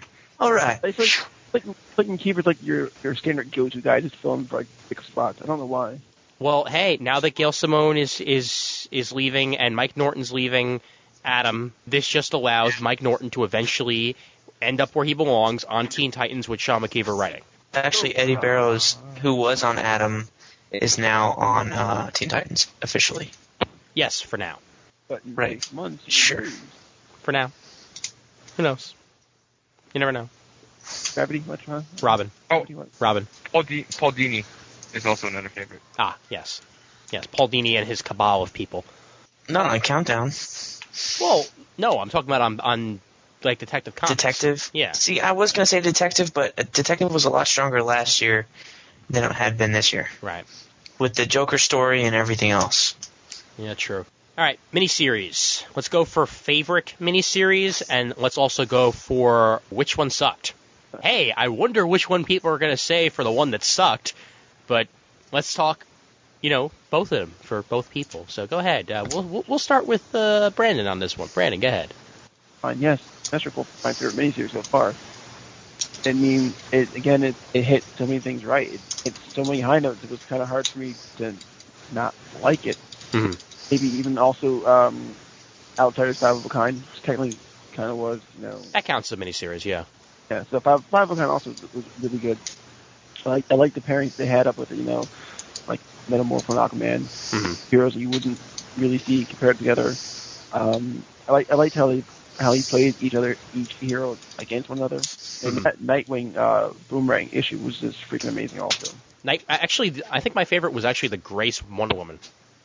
Really? Yeah. My favorite was the Aquaman Rex Mason one. That was kind of fun, yeah. Yeah. Josh Middleton needs to do more stuff. Yes. Yes, he does. And what was it? Thunder and Manhunter, I think? Martian Manhunter and Martian Thunder? Manhunter. Yeah. Okay. She got shafted though. Yes. But she's going to end up on the team anyway, so... She's still in the book, damn it. What is she bitching about? Because she's not technically on the active roster, I guess. I don't know. Favorite miniseries is actually going to go to Death of the New Gods. Because that was such a surprise for me. As I've never really been the biggest fan of Jim Starlin's work. I mean, I like his stuff, it's just never my favorite. So far with Death of the New Gods, there hasn't been one thing about this that I haven't been liking. The only thing I didn't like about Death of the New Gods had nothing to do with Death of the New Gods. It had something to do with Birds of Prey. That Birds of Prey didn't bother saying you should read Death of the New Gods before the issue where they reveal what happened in Death of the New Gods, which wasn't exactly very nice of them. But the Death of the New Gods series in general has been really fun. They do some things in there that really, really surprise you. You've got Mr. Miracle in it as well, doing a wonderful job, and a whole bunch of Mother Boxes and Orion and Metron. You like Mr. Miracle going emo? Yes, I do, actually. He's an emo miracle. Yes. Come on, there had to be an emo Miracle to go with the other Mr. Miracle that's running around. You had to change his character somehow. There's no reason to have two Mr. Miracles that are exactly the same. Where's the other one? The other one most recently showed up in... Oh, what was it? Yeah, didn't he most recently show up in Firestorm? Like the last issues of Firestorm with Orion and all that? Did that happen after Seven Soldiers? Yes, it did. Okay, then I'm gonna have to say yes then. Okay. I haven't seen him since. Okay. Yeah, but he is still running around somewhere. But I think that was really good. Obviously, my worst would have to be Amazon's Attack. Because Amazon's Attack did absolutely nothing. That's it. That's all it did. It happened. People were like, oh, cool. Washington got blown up. Hey, read anything good in the news? Sweet! I mean, come on. All of Washington got fucked over, and nobody gives a shit. I just say one thing though. The one good thing about Amazon Tech is I got all 6 issues for 60 cents. Well, good for you. What? Good for you, man. What was that, at CGS? Yeah. You lucky bastard. I paid for the first 3, and I'm like, there's no way in hell I'm buying any more issues of this. It was terrible. Like, I think I find it for 5 cents on I bought eBay. all 6. Oh, you poor soul. I bought all 6. I guess it was only because of Pete Woods. He needs some more regular work. Got Pete Wood? Because not on that the note. Superman Prime issue was awesome. I love Wood. Well, too bad. he's Yeah, not we know you in do, the because you're gay. You know how I know you're gay? You love Wood. I was setting you up entirely for that, so thank you. And I'm trying to think, any other really, really good miniseries I could say off the top of my head? Oh, Ion. That was technically a maxi yeah. series, but the Ion series was very, very good, and I was very glad it happened. So those are the ones I'll mention, and let's move on to Raph. Did we talk about Black Adam yet? No. No, we didn't. Well, we mentioned it a little bit before with Tomasi. Tomasi surprised me, actually. He's a very good writer. and I had a lot of fun with all those with the fight between Black Adam and I mean, there's so many Black Adam moments. Black Adam and Hawkman. The first issue alone, I mean, Black Adam eats his follower because he has to survive, and then he cuts the what was it, what is that, the name, the ice Sasquatch thingy, damn it, you know, the big Abominable Snowman. Yes, Abominable Snowman. Yeah, Yeti? but there's another name for that. I forget. Abominable Snowman. The Yeti. Yeti. There we go. Yeti. Thank you. Yeti. He cuts the Yeti's stomach open and uses the intestine as a rope to like dive and grab Isis' bones. That was great. He watched way too many episodes of Survivor. Yeah. Turn on the tom-tom. Oh God, it smells so bad. Oh. Anyway, so yeah, Black Adam has been very good. What else came out really? I mean, Countdown doesn't count, and we've already talked about it. Countdown to Mystery's been pretty good. I haven't read that. Oh, how about Countdown to Adventure? I haven't read. Yeah, I read the that first issue. surprised me as well. Yeah, Both of those have been really strong. I only have one problem with Countdown to Adventure, and that's, them ripping apart Animal Man's marriage for no reason. The marriage. Starfire is a damn good reason. Yeah, but still, they've always kind of been pretty, secure in their love for one another. Maybe some devil's going to show up or something. All right, let's move on. If you start hanging out with Giselle Bundchen, you don't think, and you just say that she's just a friend and I spent a year in space with her, that your girlfriend's not going to get angry? What was the line? It's like E.T. with double D's. Can we keep her? Yeah. And they do. Uh-huh. Yeah, but that was good, and I'm trying to think what else. Oh, Wonder Girl. Starfire, I need a sponge bath. What about the Wonder Girl miniseries? Haven't read that because it didn't interest me at all. It's actually been very good. I wanted to read it, but I missed it though. Yes, but you should pick it up anyway. I think I read like an issue here or there. Dude, pick it up at New York Comic Con for $1. Yeah, how about Metal Man? Was that technically a miniseries? Yes, I didn't read it. Yeah, it is. How is it? I don't know. I liked it actually. Yeah? Yeah, I really did. Cool. And you got a worst, Raph? Worst? Amazon's Attack, I think we've all said what we need to say about it. Right. It was a nothing sort of crossover. Maybe, no, I can't really think of it. I mean, DC doesn't, it's funny, DC has come out with so many miniseries and all that, I haven't read a lot of them. But then, but there's also a lot of one-shots, right, too, like with Countdown related. I guess some of them were good, some of them were bad, too, but I guess you can group together all, the Countdown Ray Palmer stuff. Yeah, I guess, and in that case, I mean, that also was hit and miss. I mean, I like the Crime Society one. Mm-hmm. The Wildstorm one wasn't too bad, but I mean, I didn't really want to read the others, so I can't really say anything other than that. What about Arena? Oh, Countdown Arena has been fantastic. Oh, wow. Yeah. Really? I told myself I would not pick that up. I picked up the first issue, and I'm like, I need the rest of this. That was so great. It totally blew me out of the water. I was so surprised. I thought I was going to hate it, and it was I can't wait to read that then. Yeah, really, really good. I cannot wait to read that. I hope you agree with me, because it's like a dream team, pretty much. And it's so much fun watching, like Green Lantern beat up Green Lantern, beat up Green Lantern, beat up Green Lantern.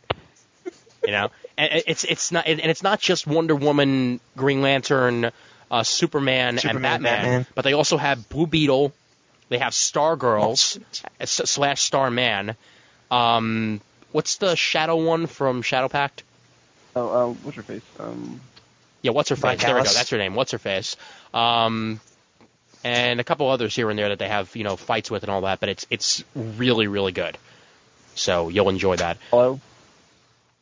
Brent, you want to pick your best and worst?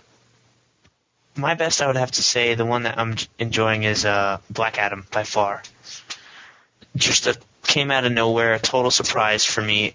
I picked up the first issue just to check it out. I was going to wait for the trade, maybe read it in Barnes & Noble for free, stuff like that. But I got it, and then I got the second issue, and then my brother read them and said, you have to get this. And then from there on, I've just been loving it and enjoying it, especially when he beat the shit out of Hawkman. I'm sorry, Sean. Hawkman did not win. No way. Yeah, well. Sorry. It's okay. He kind of had it coming. Yeah, He had it coming. Anyway, my worst would be Flash Fastest Man Alive, just because of what they did to it. Because it was so good when Mark Guggenheim came on. And Amazon's Attack. I've already said my thoughts on that on a special edition of BK's Bullets. Go check it out on Raging Bullets. I'm sorry, Sean and Jim, they still haven't convinced me that there's any good part to that. Yeah. All right, let's go with Best New Series. What was A Sight for Sore Eyes, and which one were you like, why the hell does this exist? And let's go first with me. All right. Best New Series, Booster Gold. I don't even need to explain it, I think, because it is just the awesome. That's how I will explain Booster Gold to you all. It is the awesome. End of story. That's all you need to know. Pick it up if you're not picking it up. And great art and great story and plenty of skeets and plenty of booster. So, and time travel and alternate realities and all that crap. So I'm very happy about it. And awesome. Yes, that's true. Now, what left me scratching my head? Let me scratch my head a little bit. I don't know if there's really anything that really left me scratching my head this year for DC. Except for, I guess maybe Countdown to Mystery, because I've heard some good things about it, but I'm just not interested. I think Countdown to Mystery is great. Well, again, I mean, everybody's entitled to their opinion, but I've never really been that excited about Dr. Fate. And especially after, like, the fall start, I know it was because of health reasons that they were going to do a Dr. Fate series and it then became Countdown to Mystery. But I don't know, I just don't see a reason to pick it up. Justiano on art? Yeah, but, you know, I'll see him in the next thing he's on. Yeah, I get where you're coming from. Yeah. You know, you're into what you're into, and it's just not something I'm into. Bren, you're up. What are we doing? Best new series? Yeah, best and worst new series. What came out other than Booster Gold and the Countdown ones? Let's see. Well, Black Canary? Yeah, there we go. Batman the Outsiders? Yeah. Technically, you could still count stuff like Blue Beetle. Oh, Salvation Run and stuff. Salvation Run and Blue Beetle and stuff, because it's still sort of newish. Well, of the Countdown and the 52 Aftermath, I'd have to say Booster Gold. You know, that was a surprise to me too. I wasn't expecting to like it as much as I did. Mm-hmm. And then I think by the third issue, I was like, this title is just awesome. Just plain old awesome. Yeah. Was the third issue when with Jonah Hex, or was that issue 2? That was 2. That was 2, okay. Third one, I don't remember exactly what it was. Yeah, because Booster Gold getting drunk with Jonah Hex is good times. Yeah, that was funny. You got a worst? Worst. Oh, God, I can't even. I guess Amazon's Attack and Flash. Yeah, but Amazon's Attack doesn't count. And Flash doesn't count because you just said those were miniseries. Oh, fucking man. Let me think. It's got to be something. I guess. Well, okay. What started? Nightwing. Okay, all right, but that's not a new series. Nightwing. That's not a new series. It's not a new series, dude. Come on. There's got to be something that you started this year that you were like, no thanks, and moved on. I'm going to previews. Let me see. Countdown.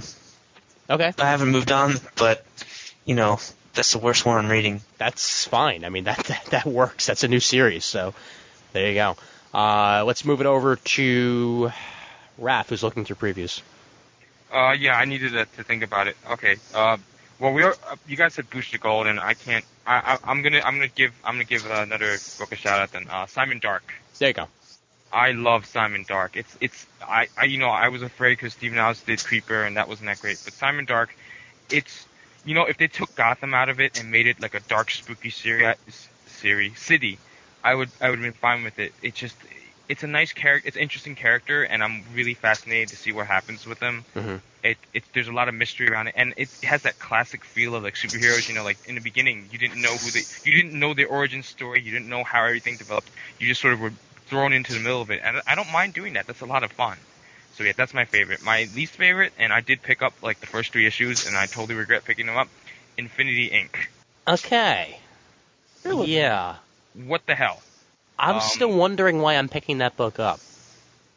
Yeah, because like they're all in therapy. I didn't even finish reading the third one. They were all in therapy and like they're all getting killed or something. You know what And I was just considered like, it? What? If, like, Dr. Katz Professional Therapist happened in Superhero Land.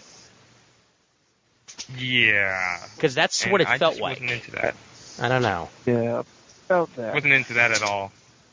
See, I'm drawn to it for Steel. Because I like Steel. I even like Natasha. But the rest of the characters in that are just sort of there. But my favorite character is definitely the one that becomes a woman. The guy who, yeah, there's a guy in that whose ability is he transforms into a woman, and the woman is like super powerful and super strong and all that. And this other character in the book, who has like the worst multiple personality disorder, even worse than him, where he literally becomes more obnoxious versions of himself, has the hots on the female version of this dude. Yeah. Yeah. It's skeevy. Very, very skeevy. But there also was one moment where Natasha turned to him and went, "So do you have to worry about, like, that time in a month?" No, he can just change it back. That's very true. Oh, man. But yeah, that is kind of fun, but I can understand why you would put that as your negative. Brandon. Yeesh. Best new series this year, I think. Not really new. Well, yeah, yeah. Let me go with honestly, have you started reading Teen Titans yet? The year one. Just got it in my DCBS. Yes, I'm here. What drew me to that one was I haven't got a chance to read through all of it, but what drew me to that was the cover art, because you see Aqualad coming out of a puddle of water with like the gills and the gray skin looking all freaky. I'm like, I gotta go read that now. Emo Aqualad. I'm a freak. What can I say? Uncle Sam and the Freedom Fighters Part 2. Also, I think. There we go. Like, well, not new, but close enough to being new. Yeah, new, close enough to new, right? And my least favorite this year, don't know. I mean, there hasn't been that much of a letdown except for a couple other things. Really, Crisis has been with me for the most part.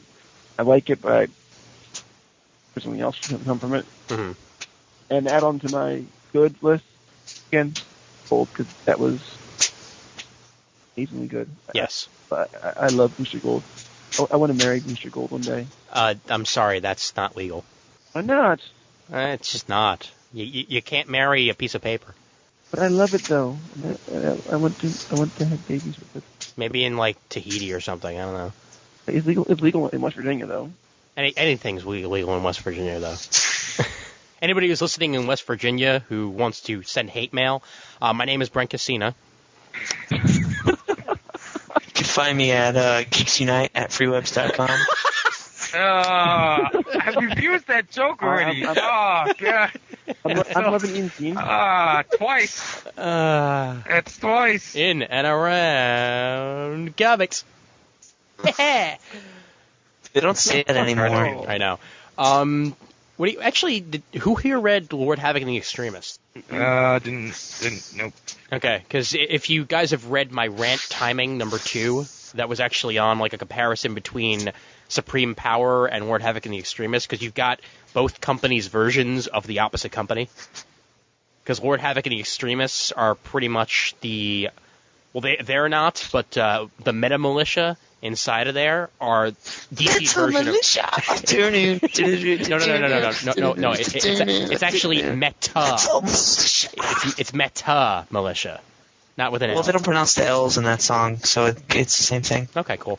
But it's DC's version of Marvel, pretty much. To the point it's of Metallica. Oh, jeez. Like a Wasp also, like a Thor. Yeah, but my favorite, they actually have a character named Tin Man Oh yeah. instead of Iron Man, and Tin Man ran for president and won, and now he has a Meta-Human Registration Act. Is he a douchebag? Mm-hmm. Oh, and America Mando. So who are Lord Havoc and them supposed to be? What's Lord Havoc and the the world Extremists called? are just like the villains of that. The world is USA, but it's like the United States of Argon or something like that. Because the original world they were from was Argon or something along those lines. And they just took over Earth, or what? No, that's just a world. That's it. That's Earth in that universe. Huh. Yeah. Yeah, I think I'm gonna pass. It's good. I like it. I'm gonna take him in Leave trade. him in there. Where's the paper boy? I'll give it a month. A month.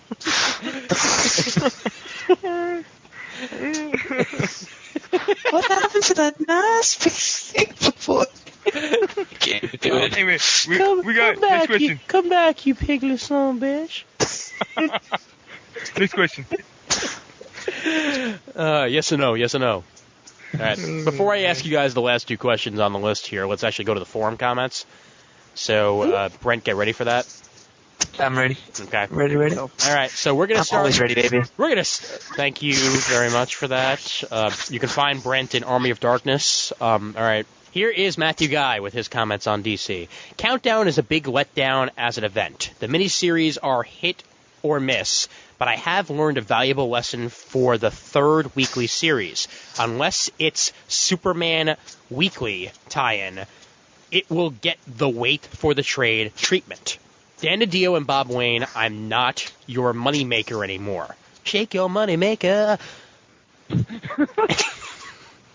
Ra's al Ghul was a so-so event for my taste, and as for the Last Sun finale, I'm still waiting for the annual from you, Kubert. Tick-tock. TikTok. Tick-tock. Tick. I will still support Superman titles, but be wary of people named Kubert and things that end in confidential.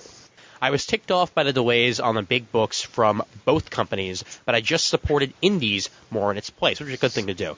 I look forward to Jeff Johns' big plans for Superman's 70th birthday, Smallville's return to buy more Superman, Batman and DCU trades in 2008 and 2009 to fill my bookcase, and be more cautious of my buying of issues as we enter the Final Crisis and post-Final Crisis era of the DCU. I want to try more Vertigo and Wildstorm like Exterminators, Wildstorm horror miniseries. As for Marvel, it is down to Cap, She-Hulk, Criminal, X-Men, and Wolverine First Class. Joe Q's One More Buck event made me lose all faith in Spider-Man and his future. The three bright spots in the DCU are Sinestro Corps War event, Green Arrow, old series / wedding / new series, and from Wildstorm, Freddy vs. Jason vs. Ash is a kick-ass miniseries that continues after Freddy vs. Jason. As for what Final Crisis will lead to, I have no idea, but I hope after 2008, the DC event train pulls in for a complete stop, because I am suffering from DC event fatigue and getting more enjoyment from indies because of little to no continuity baggage. The must-buy item of 08 will be Absolute Justice, and that's Matthew Guy. And Absolute Justice, I might be swayed to buy because that was pretty. It was very pretty. I like it. I just want to say, speaking of event fatigue and Alex Ross, I listened to the Around Comics episode today, and he was bitching about how DC's has event after event after event. And I almost want to argue that it's not true. Okay. I know we had Amazon's Attack and Sinestro Corps, but Sinestro Corps was by and large just contained to 2 books. So I don't know if you would call that a miniseries or an event as much as a crossover. Same thing with Amazon's Attack, where it kind of crossed over to Teen Titans, but you didn't need those. You know what I mean? Yeah. Just Amazon Tech based on Infinite Crisis and Civil War. Technically, Amazon Tech was just a miniseries with some tie-ins, really. I mean, like you said, you didn't need other tie-ins. You could have just read Amazon Tech. You would have been fine. Well, you would have been hella confused, but, you know. Well, that's also how I felt about reading, like, Teen Titans and not reading Amazon's Attack. You know, because, like, certain events were happening in that where I was just like, okay, I'm just going to read this issue, and maybe I'll find that eventually. And I really don't see Countdown as an event. You know what I mean? Yeah. It's a book. I just see it as it's a book. Yeah. Right. Yeah. So I think DC's been good with not having any big events year after year. Unlike Marvel. It's going to have 3 in a row here. Almost 4, you know. Didn't House of M take place right before Civil War? And yet I keep on coming. Isn't it sad? All right. let's move on from there. You got one from Torch Song? Yeah, I do. Torch Song. There's only two things about DC in 2007. Longtime Captain Marvel fan, talking Shazam here, and while I realize change is inevitable, I think they've completely screwed the pooch with both Trials of Shazam and Countdown. Attempts to make Cap more grim and gritty denies the very nature of what a Captain Marvel story should be. Fun, damn it. If this is what I'm going to be expecting from future Marvel Family Adventures, wow, that sounds like another company. Yes, Marvel Family Adventures. Well, my wallet's going to be happier anyhow. As for what they're doing to Mary, unless they plan a retcon later on, it is nigh unforgivable. Of the big three, Mary was frickin' brains of the outfit, way more apt to use her wisdom than the other two. Couple that with the fact that, at least with the Ordway rewrite, which I loved, she never really wanted the power in the first place, but made the best with the power and responsibility given to her. Peter Parker! So she's totally out of character in Countdown, now that I wonder if anyone on that book ever picked up a Shazam title. That's my big thumbs down DC in 2007. Big thumbs up is Sinestro Corps. I love the space epics, but was never huge into the Green Lantern side of things. Now it looks like DC's going to drag me into that fold. Not necessarily kicking and screaming, mind you, but I'll be picking up this book in hardcover and have it picked up scattered single issues along the way. I'm looking forward to seeing what the different rings are going to represent. Good job, DC. You got me to pick up a title I wouldn't have picked up otherwise. I wish my favorite publisher wasn't so damn schizo. I think that the Purple Lanterns are going to have some trouble. That's all I'm saying. You know, Are they gonna have? I just want to know if they're gonna have matching handbags. They might actually. To talk about Trials of Shazam, is anybody reading that? Yeah, I'm reading it. I'm still reading it, sadly. Well, every time it comes out, I remember why I like that book. So I have to disagree with Torch Song right there. But here's the thing, though. You're saying every time it comes out out way too infrequently. That's because Howard Porter had a hand injury, but now that they've got this new guy on, it's been coming out every month. Mm-hmm. Right? Last month has been on time. Oh, shit. Because I barely even realized they changed artists. Yeah, and that's the other thing, too. You can barely realize it. He's got the same kind of similar style. Mm-hmm. I mean, he's a little more detailed than Howard Porter and stuff, but, you know, I'm not missing Howard Porter, and I thought I would be. Every time anybody says Howard Porter, I think that's a beer. I'm Howard Porter, please. Hold on, let me look up the artist on it. Okay. I know it's 2 C's. Chris Kringle. No? You're a funny man. Oh, be so silly. Mauro Cassioli is the new artist on there, and I think he's doing a great job. So I'm loving that book whenever it comes out. Yeah, but it would be nice, though, to actually find out, you know, what happens with the Marvel family, because we haven't been finding that anywhere else, and we've had some appearances of the Marvels, and yet they've still been very vague. I guess waiting for this to finally be over. What about All-Star Batman? Ugh. You don't like it? There. Dude. Ever since they came back, I like that book. You know I stopped picking that book up. I'm not going to pick did, it up for again. real? Yeah, dude, I stopped picking it up the issue before the whole the whole Batcave thing. I was like, you know what? I'm sorry. This is just not for me. You picked it up in Black Canary? That one stupid little one-shot? That one stupid little one-shot, and I'm like, thank you, I'm done. We left the masks on. It was better that way. I stopped reading after Wonder Woman was introduced. Yeah. Sperm Banks. I like the goddamn sex. Goddamn Sperm Banks. She was like freaking Well, old. I'm still reading it, but I guess I'm the bad fan. Yes, you are the bad fan. I'm reading it. I like making fun of it. Are all you the just time. waiting for, like, But All-Star Azrael to be introduced? Is that it? Oh No. my No. god, that'd be That'd be awesome. amazing. At least I don't preface every sentence as, I'm the Batman apologist. That's very true. That time was in. Yeah. That's very true. Wait a second Oh, here. man. What the Seriously, hold on. what the fuck, man? What? Wait, what? Who prefaces their things with "I'm the blank apologist"? Raph. Oh, Raph. Okay, all Because I right. just did He that said with- it was very true. Oh, very okay. true. Yeah. Have you read Ian? Remember the scene in Countdown where all three Green Lanterns get together? Yeah. And like, who are you? It's like, I'm the goddamn Green Lantern. Yeah, I do remember that. Wait, which issue is that? Issue 2, I think it was, of Countdown Arena. Oh, Yeah. Arena. I'll go get that. Well, then. actually, I have a question here, and I'm not sure whether or not I'm right on this, but in Countdown Arena, is the main Superman that looks the most like our Superman, is that actually Dark Knight Returns Superman?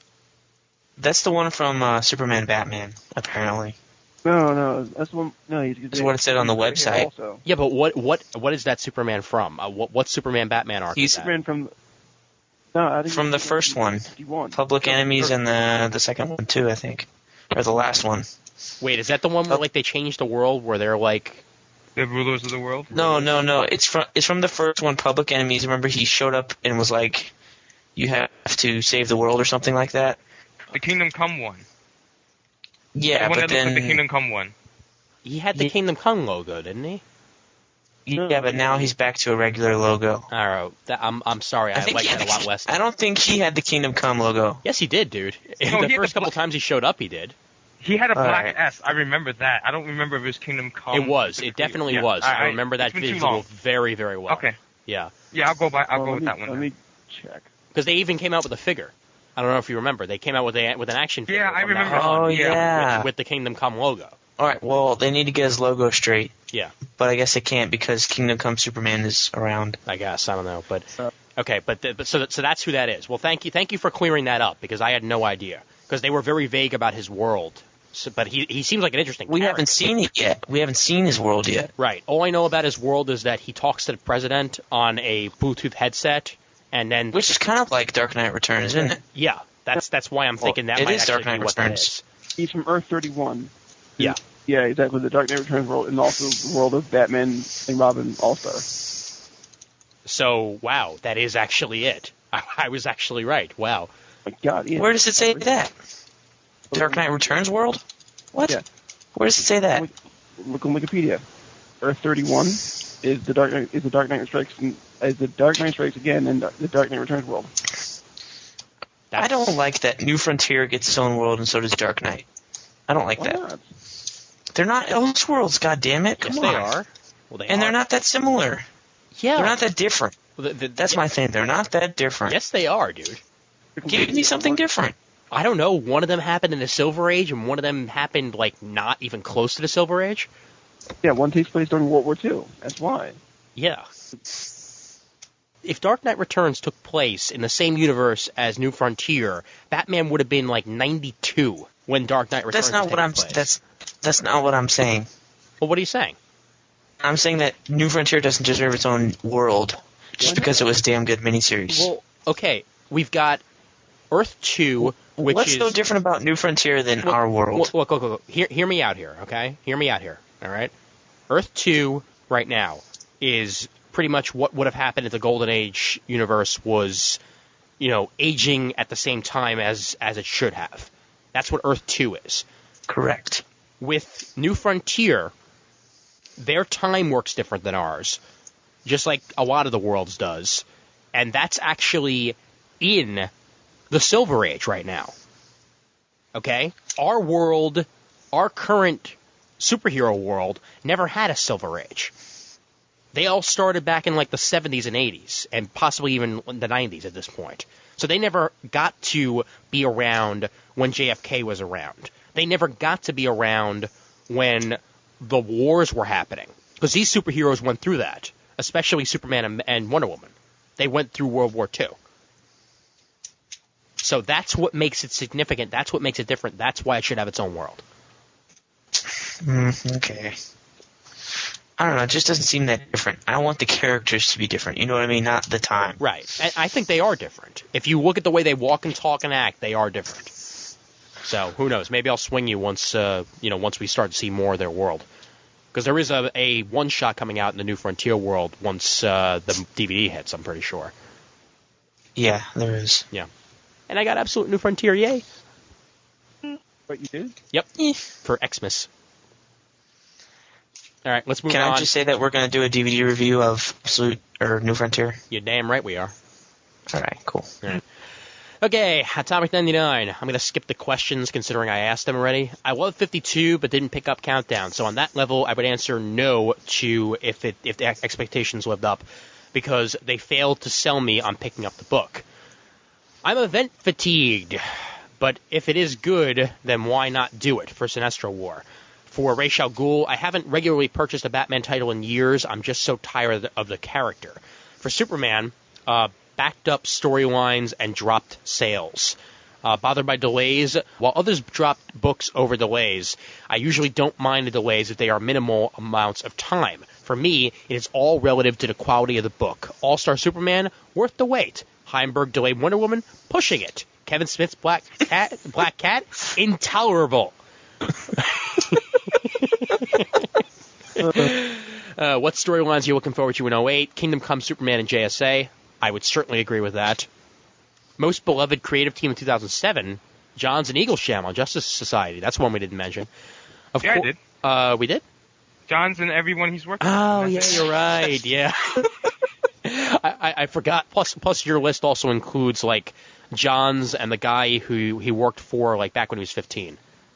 That's true. Yeah, you know, but like... that doesn't mean it's all-inclusive. When Jeff Johns worked in a bakery, you know, the guy who made the bread, he was really, really good. He bought Best comic team in 2008. Uh-huh. All right, list your least favorite DC such and such favorite. Justice Society of America, Uncle Sam and the Freedom Fighters. Least Teen Titans dropped as of this month after 4 years. Wow. I guess we're looking for two different things out of the book. I guess. Sight for Sore Eyes and Scratching Your Head. New Freedom Fighters series dropped over the art. And finally, what Final Crisis are we counting down to? I hope not the end of the multiverse. They just spent so much time and effort bringing it back, and we barely had time to play in it. Maybe they were going to go with the rumored Morrison idea of the death of Bruce Wayne, but are now left scrambling to change that after corporate put the kibosh on it? I'm not sure. To be honest, I'm rolling my eyes over the ideas of another crisis so soon, and I doubt it will be the last. And DC has yet to sell me on picking this up. Yeah, after this, they're going to have Ultimate Final Super Mega Hyper Crisis number 4. That sounds Japanese. It is, actually. Everybody's going to turn Japanese. Turning Japanese? I think I'm turning Japanese. I really think so. Do. All right, let's move on to Goethe, co-host of Amazing Splattercast, and he was on last episode. Brent. Chris says, Countdown. Did not read 52, so I'll give you my thoughts on Countdown. I enjoy it, but it doesn't blow my socks off. I think it may be in part not to reading 52 because I had noticed a lot of negative response to it. The storyline I enjoyed most was the Piper Trickster one. The interaction between the two of them was the best part of whichever issue they appeared. My least favorite is probably Mary Marvel. Just seemed to be an excuse for a panty shot every issue. How can you complain? He's like my age. The period where I actually hated an issue was when they brought Super Why I Never Got So Laid. Oh, Destroy the Universe Prime. hate that character a great deal. Okay, that's it. From now on. We've had a lot of from now ons in this episode, but that is it. From now on, Superman Prime is officially known as Super Well, I never got laid, so now I'll destroy the universe Prime. Maybe that'll be our new slogan. Comic timing home of Super Well, I never got laid, so now I'll destroy the universe Prime. Hate that character a great deal. Then they killed off the Trickster. Oh shit! I didn't read that issue yet. Well. And my favorite, I knew that anyway. And my favorite storyline hit the skids quite a bit. At most recent issue 18 was the series' best. I'm hoping it's a sign the rest will be as good. My favorite part of Countdown is the aspect of a weekly series. I love it. Give me more. Oh yeah, spoiler warning, Brent. You're behind. Sinestro War. Wow, I can't believe that the entire Final Crisis was just the Earth turning to cheese. They should call the next crisis Definite Crisis. So we can just abbreviate it DC.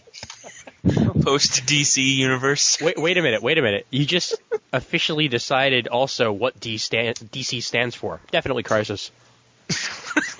Definitely Crisis. 52. Definitely Crisis.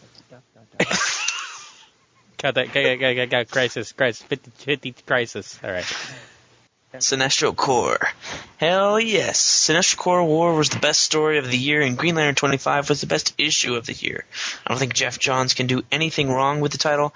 I'm more pumped for Blackest Night than any event this year. Feeling like one more day. Huh. Ra's al Ghul. Fucking Casada. Mental image. I hate you. I know you do. All right, Ra's al Ghul, Ra's al Ghul, whichever one you prefer. I'm actually gonna go with Ra apostrophe S al Ghul. Yeah, Ross. Rorschach was a good storyline until the final two parts. They seemed to me a bit rushed to finish, but when they had another Bat title in the month, they could have used Batman itself, which it wouldn't bother me. The major issue for me was inconsistency on how the decaying Ross was drawn from title to title. Quite off-putting. Overall, it was a pretty good storyline, though I'm still sticking to Bats and Detective and not picking up the other two titles. Superman delays. I only pick up Action and All-Star, and I didn't mind the wait on either. I really don't have that big of a problem with delays. The books will come out when they come out. Especially didn't have a problem with Actions, as Adam Kubert's art blew me away the first time I saw it, and so did each issue. And now I get a double-sized annual of it, sounds worth it to me. Nah. Storylines I'm looking forward to in 2008. Final Crisis, All-Star Team, and I can't wait to find out what it's about. And the next weekly series. Word is Bagley will be on it. Will he be doing every issue? Probably not, but I bet he could. If he does, I am reading that series. It has been decided, especially if, from the sounds of things, they are telling the truth about Kurt Busiek. Because if it's Busiek and Bagley back together, I'm happy. B&B, baby. Mm-hmm. Dark Knight, he can't wait for that movie. Alright, most beloved creative teams in 2007, Jeff Johns and Ivan Reis. Favorite and least DC Comics. Favorite, Green Lantern 25, enough said.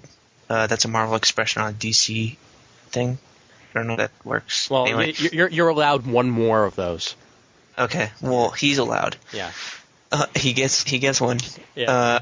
Least favorite, Countdown 24. No. Super Casada Prime. Get out of my comic. Bad.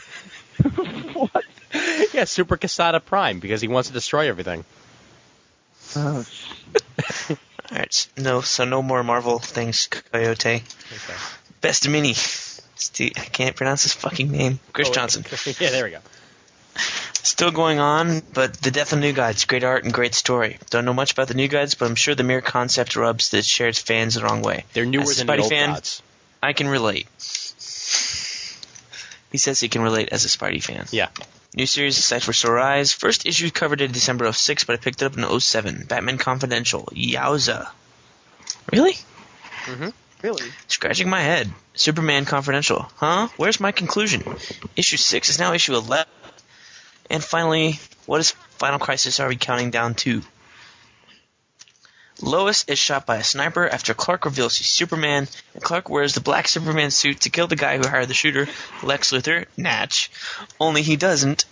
He just kicks his ass, and Clark broods until the final issue when Mr. Mxyzptlk shows up and saves Lois in exchange for Clark and Bruce's partnership. And then, oh wait, never mind. That's a good one, Chris Johnson.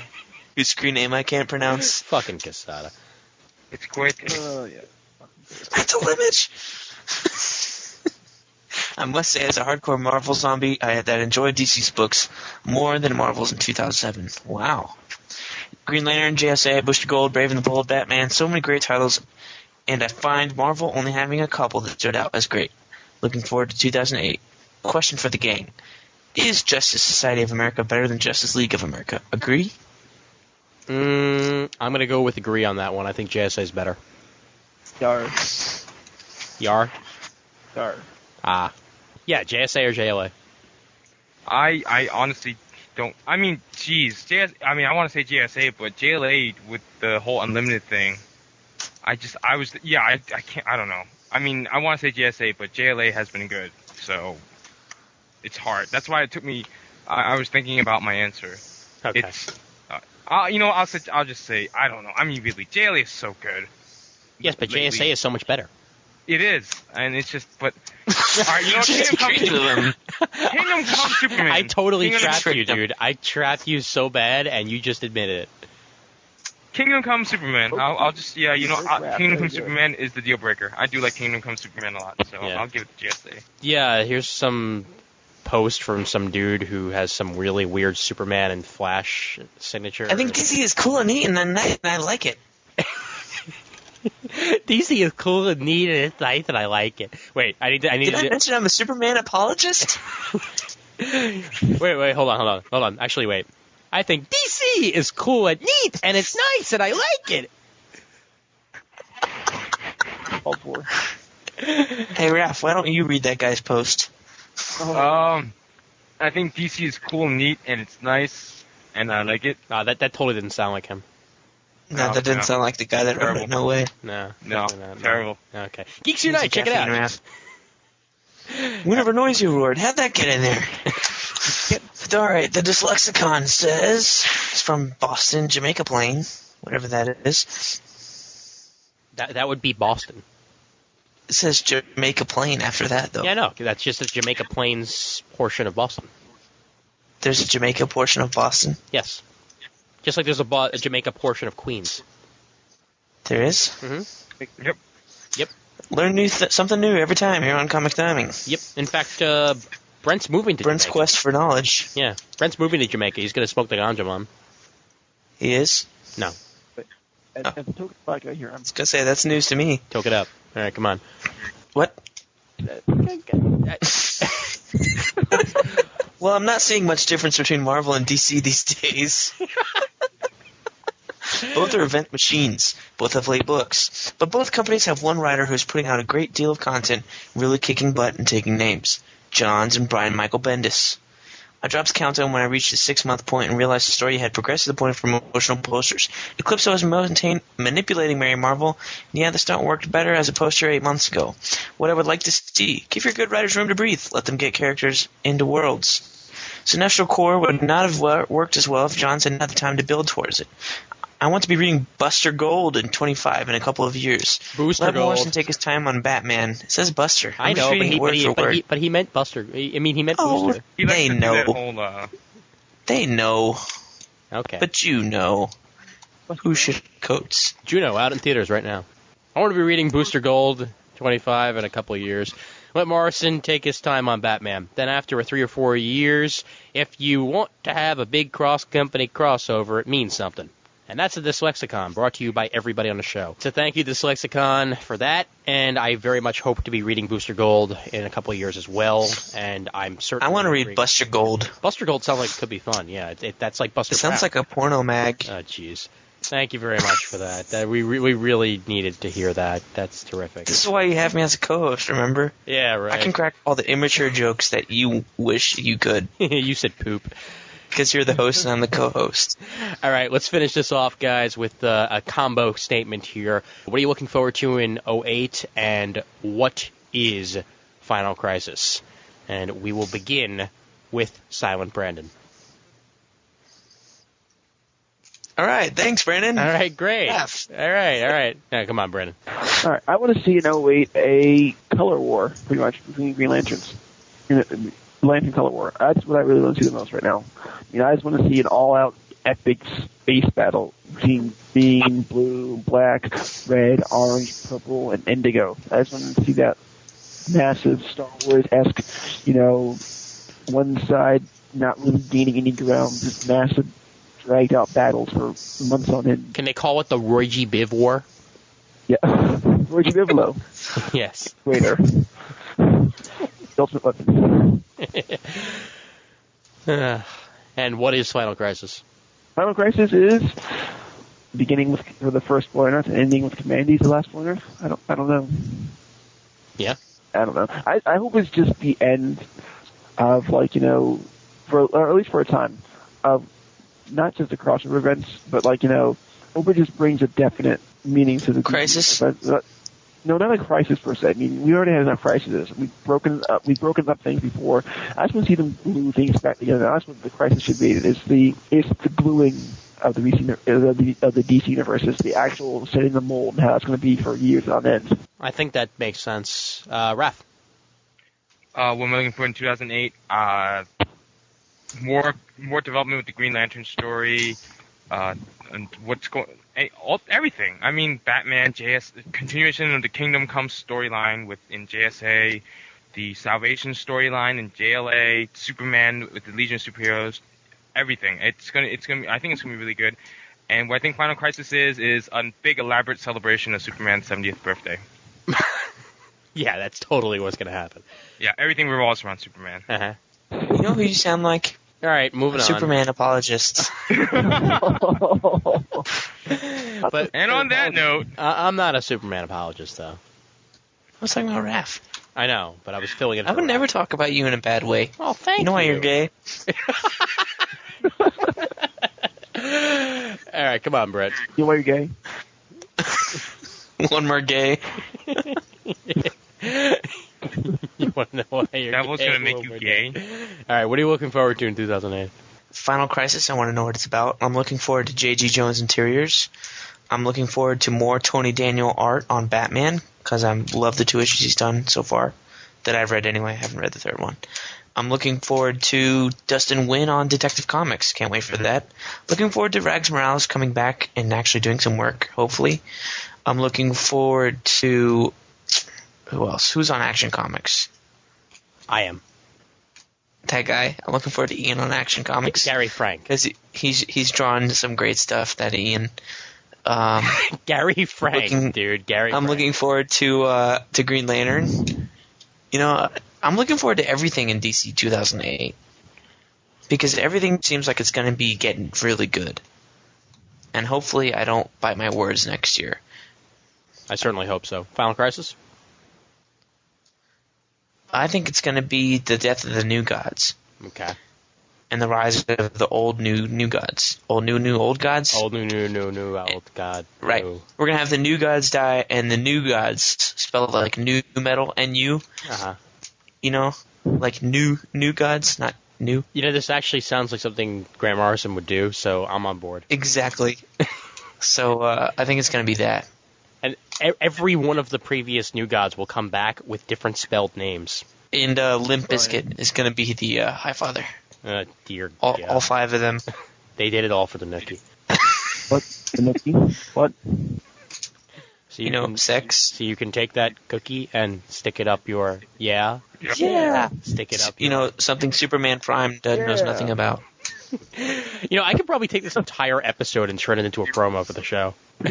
Do it. Fucking Batman. All right. I command you. I like Puck. All right. Fuck you. Fuck off. Mother Pucker. What the fuck are you? All right. I'm looking forward to an 08. Obviously, the build-up for Blackest Night. I want to see where that's going, specifically the Alpha Lanterns. I'm looking forward to the ramifications of the return of Ra's al Ghul, whether or not we're going to see him all over the place in 08, or whether or not he's just going to, go to the shadows. I want to see whether or not we're getting the return of Spoiler, because that's going to be interesting in Robin. The relationship between Cassie and Tim in Teen Titans, will it go anywhere? Or is this just, their grief manifesting? And I'm growing an alien in their womb. that's possible. Oh. Blue Beetle, for that matter. Speaking of aliens, let's see the resolution of the whole Reach stuff. That'd be fun. And for Booster Gold to continue to go awesome places all the awesome time, because he's awesome. Now, for Final Crisis, I believe it is going to be a 52 World War. I believe that all 52 monitors will be squaring off against the Monarch and his army. And I believe this will pretty much spill over into all the versions of everybody fighting everybody. There will be members of the 52 Earths on our world that were not there previously. There will be misplaced heroes. There will be lost heroes. But in the end, there will be 52 worlds still. Just things will be changed forever. If it's as you say, then how is Batman going to tell himself from his New Frontier counterpart? Simple. New Frontier counterpart says chum a lot. In his ears. Yeah. And he has a ward too. Does he have? Is he drawing Darwin Cook style the whole time? I hope so. That'd be freaking awesome, though. Yeah. Well, even in Arena, Right. Wonder Woman still managed to look a little Darwin Cook. So The Wonder Woman's from there? Yeah. I thought it was Amazonia, some Wild West thing. Amazonia. yeah, Amazonia, Wild West, and New Frontier. Oh. Yeah. So there you go. Well, like I said, I haven't read it yet, so Right. please And forgive my ignorance. one final question before we go. And considering that I think we asked this last time, but I'll ask it again this time since there's new people on the panel, who had a better year, Marvel or DC? And we'll start with Raph. Oh, I don't know. Gee, I wonder. Marvel, there were no delays at Marvel. They didn't have crappy store at DC. DC? Okay, great. Yeah, your sarcasm sucks, dude. Yeah. No, I'm sorry. It's late. I turned the sarcasm switch off. It's still not as late as, when we did the episode 201. Where yeah, you're just like, but still, I don't know my where I sarcasm am. switch. My sarcasm switch, a little shifty. A little shifty? Yeah, that's what I thought. Brandon. Let me weigh the pros and cons here, DC, Marvel, So DC, huh? Yeah, DC. Okay, that's what I figured.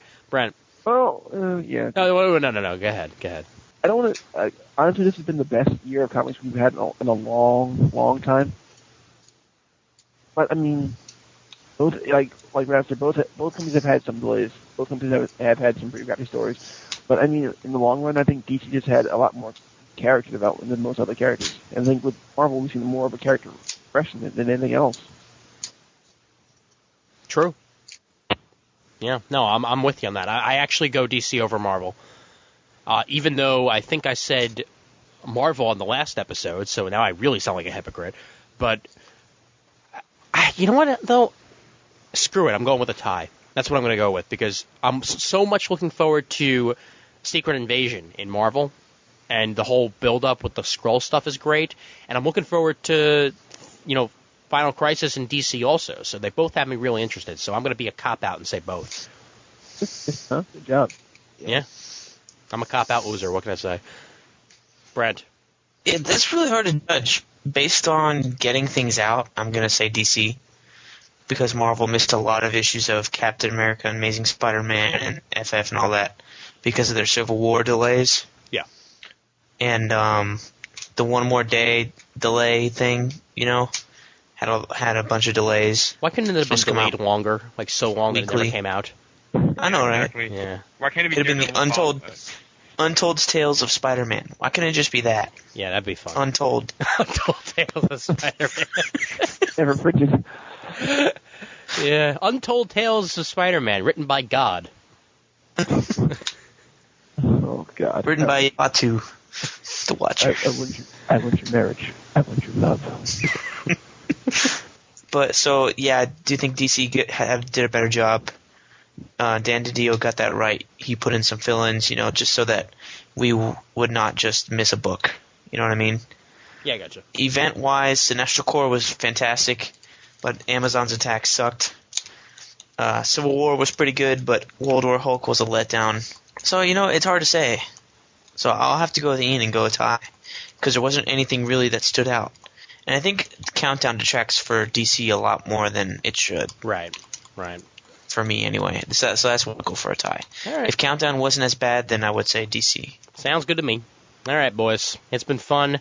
So before I wrap everything up and ask everybody where they're from, here is a promo from Quack Talk, which I'm sure Raph likes because it's his people. Now, if you like boring video games, congratulations, you got one.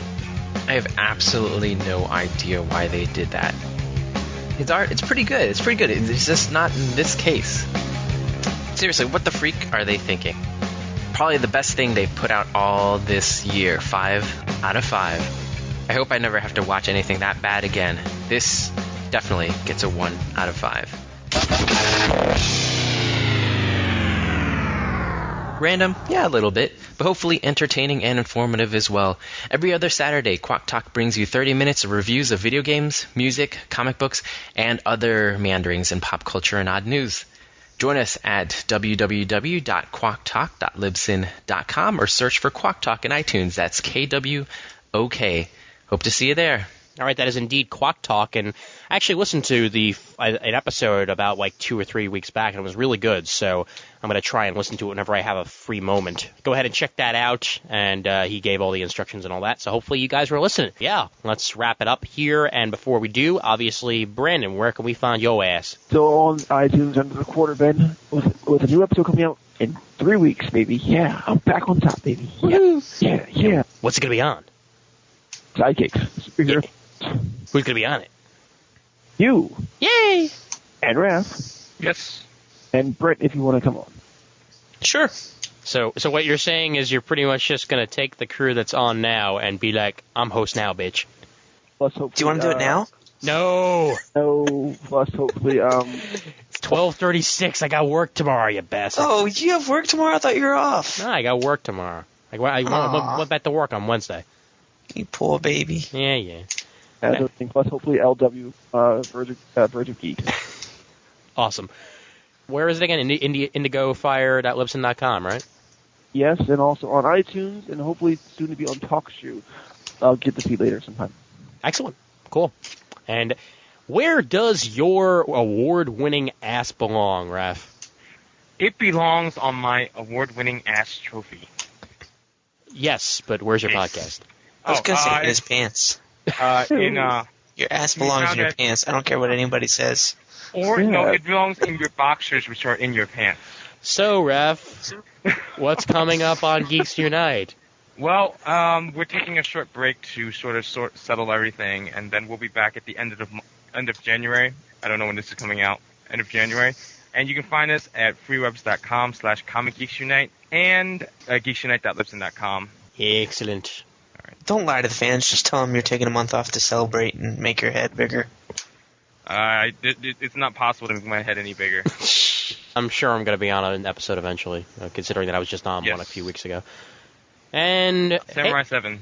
Oh, yeah. Well, I haven't actually watched it, so I don't know whether or not I'm going to be on that episode, so we'll see. Okay. I was recently on Amazing Spider-Cast, so if you want to listen to the One More Day discussion they had on there, I was a part of that, and I was actually the optimistic one, if you believe that, which you can find at theamazingspidercast.cjb.net. And also, I was a part of the Noisy Awards, which was just announced. So check that out at comicbooknoise.com. It's one of the most recent episodes on there, so it should still be on the front page by the time this comes out. If not, then just go into their archive. And I was introducing a couple things for that. And they also aired the Geek Speak promo, which was nice of them. So, yeah, hey, Brent, BK's stuff, bullets, things, yeah. No, not so much. Nah, not so much? Nah. Okay, but where can you find your own stuff? RagingBullets.com, Comic Timing, as always. I'm doing a bunch of editorials on the Comic Timing website. If you guys haven't been there in a while, if you just subscribe to us on iTunes, go there every 2 weeks, because I think Ian and I are going to be trying to put some more stuff up there on there. Yeah. Maybe some reviews, some opinions. Ian mentioned the one about Lord Havoc and the Extremists. Ian did one on One More Day. I did one on Spider-Man 3, a retraction of me bashing it. Yeah. Because it wasn't so bad on a second viewing. Oh, and my favorite one that I did, though, I think still holds up. The Ultimates 3 review was the first one that I did. I'm really proud of that review. So, yeah, just go there every 2 weeks or so. Just put it in your favorites, and you don't have to visit it that often because we're not going to be updating it every day. But we're striving to make that site better, and we're getting a new logo and shit. So check it out. And a you might be brand pleased with spanking what new you find. website, too. I mean, come on. That thing was beautiful. There was a redesign recently that Ian did himself, which he should be really proud of. Looks great. Yay! Oh, and speaking of Ian, you can find myself and Ian over at the Geek Speak Report, episode 3. Yes. Coming out bi-weekly now on. Well, around bi-weekly, something along those lines, yeah. But I was just going to fix that and say I won't be on every episode. I'm just on the 3. Yeah. Because unless people vote for me, then I won't be the co-host of that either. Oh, look out. But listen to that episode for more info. Why wasn't I nominated for co-host also? That's a good question. You had to volunteer. You had to volunteer, dude. I had the. And I volunteered myself. Yeah. I had the threads up for 2 months. You missed out. I worked at a toy store for the last 6 months of my life. I don't know what happened. Aw, there. They're there, sir. They're there. But the important thing is that you have your own podcast. Don't cry. Don't cry. To tell you the truth, Try not to. Ian said you couldn't enter because your podcast never comes out. Oh. That's not true. I'm just kidding. Quit putting words in my mouth. All right, we're done here. So check that out. Like I said, Geek Speak Report, it's good stuff. And like Brent said, it's good stuff. And probably either by the time this is out or a week after that, we'll probably have the first Geek Speak co-host challenge with Wayne Cordova. So that'll be good times. All right, here we go. The email address for Comic Timing is comictiming@gmail.com. Don't forget to check out the forums over at comicforums.com/forums, which are graciously hosted by Comic Geek Speak guys over at comicgeekspeak.com. We're proud members of the Comics Podcast Network over at comicspodcast.com. We're also members of the League of Comic Book Podcasters at comicbooknoise.com/league. Please vote for us on Podcast Alley. Please dig us on dig.com. And please send us your iTunes reviews. We will be mighty, mighty happy about that. And just a warning out there for anybody who happens to be listening with the kiddies, we get into somewhat vulgar language in these bloopers that are upcoming here. So, yeah, warning on that. For Brandon and for Raph and for Brent, I haven't said this regularly in a while, so how about that? There's always time for comics. But I only have like 5 episodes out, and they come out once every 6 years. Hey, you're like Joe Quesada. Oh no, he's talented. Joe isn't. Joe isn't. Thank you. Joe isn't. Yeah, Brent, if you want, we can just do like a very small addition to previous episode before we start talking DC. No, you didn't want to do it, so whatever. Wait. I got it. It's not like he says more infuriating things every time we talk about it. Yeah, well, that's why it's sort of worth actually talking about it for at least a little bit. All right. Fine. Okay. I'm gonna pull up my Twist my arm. posts. Brent sounds like he needs coffee. It's only 9:54. This is early compared to what we usually do. I know. I know. I'm surprised. Yeah, it's like Christmas in that just happened. It's like Quantica. Oh, wait, yeah. It's like Christmas in January. Ooh, that's nice. You mean my birthday? Yeah, shut it. January 28th. This is older by 11 months. I don't believe it. Hey, dude, I'm sorry that I get to turn Jack Bauer first. 24. My friend and I, he's a writer just like me, and we were debating on his secret season of 24, like season 6. He used to have 8 hours of Jack Bauer sleep. Like, this season, you see the unexpected. Jack Bauer, sleeping. I'm sorry, that's just not supposed to happen. There was just 8 episodes of Jack Bauer sleeping in a row. But question, is he sleeping in a prison bed? No, he's just sleeping in his bed, you know. Aw, because that's what Kiefer's sleeping in right now. No, no. Dude, they should have just filmed the entire episode, like the entire 8 episodes, with him in prison. No, that'd be great. Yeah. He got rocketed. It's like, Chloe, I'm having an unexpected crossover with Prison Break. I need schematics now. I'm sorry, Jack. I'm pregnant. I gotta help you. My angry husband is all up in my face now. I must go, Jack. My potato face senses are tingling. Oh, butterface. And a butterfly, so. Okay. Center the chakras. Come on. All right, okay. I am Zen. Moment of Zen. Daily show coming back on Monday. Okay, all right. We're good. Yay! Yeah, but maybe not. Let's see. All right. In 5, 4, 3, 2, 1. With the end of Civil War, great, terrific. With the end of Civil War, did Iron Man cross over with the DC Universe? We're still waiting to find out on that. I'm apparently speaking some language I just created up on the spot. Did Countdown... Thank you. A deal. Try the deal. What if the You need a world what if one more day. Oh. No. We need no more days. Well, how about this? What if any of those characters that were on that laser promo had anything to do with anything? What if one more day? Yeah. Was Mephisto even on there? No, he wasn't, but Loki was, and Loki made sense. What if one more day never happened? Oh wait, go read Spider Girl. Oh, Shitty title. Wait, no, What that if was one more like- day never happened? AK, what if Joe Quesada had a stroke before they could do it? Yeah, Why must you continue to wish harm on someone that you do not even know? Because What you if one wish. more day came out on time? Totally- Drawn by Ron Carney.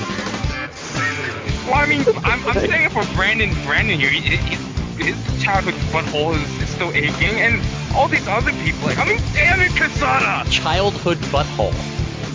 See, this is why I told you we should have done an addendum. We wouldn't be talking about it now. You know what? You didn't listen to me. You should all just go die in a fire. So then, to hell with this. Jesus. What am I, Amazing 545?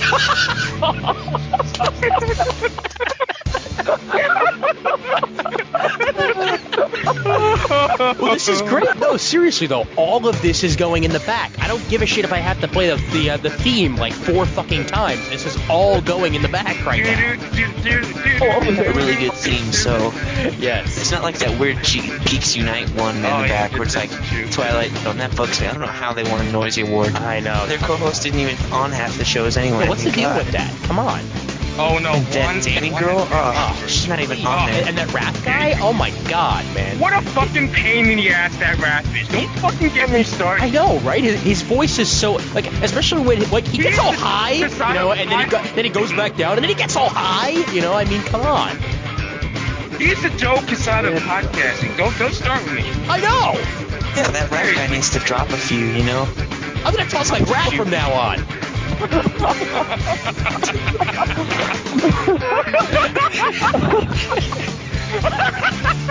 We love you, Rasmus. Really, we do. Dude. Are we Really? doing a show or something? Well, now? this is that roast you wanted us to do for episode Oh 10, yeah, isn't it? I seriously. mean, come on. Happy Just say fucking no. birthday, dude. Let's do it right now. Well, I'll record and then we'll just get back to countdown. Oh man, awesome. You know, it wasn't the same character anymore. Like, they made a deal with the devil or something like that. You know what I mean? It's kind of weird. Quesada? God damn you all. Stop already, rap. This is gonna be the lost episode of Comic Timing. You know? No, JSA number 1 and 2 was the first one. Well, no, I'm saying like I'm gonna listen to this. I'm gonna be like, you know what? We're just not putting this out because it's just nothing but like. So yeah, DC's interesting, Quesada.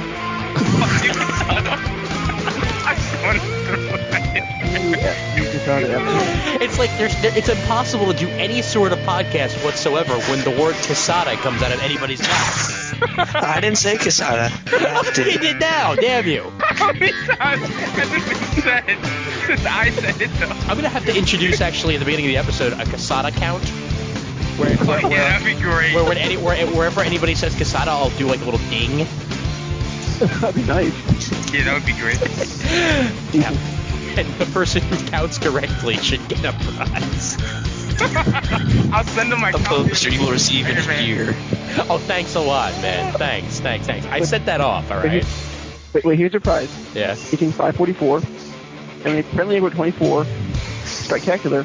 And also Amazing 545. Yeah, I'll send them my copy. Oh, and you know what? I'm gonna cross out the one more day on the title, and I'm gonna replace it with yesterday. Oh. Oh, I'll send him all my Spider-Man trades that don't matter anymore. yeah, there you go. So Brandon,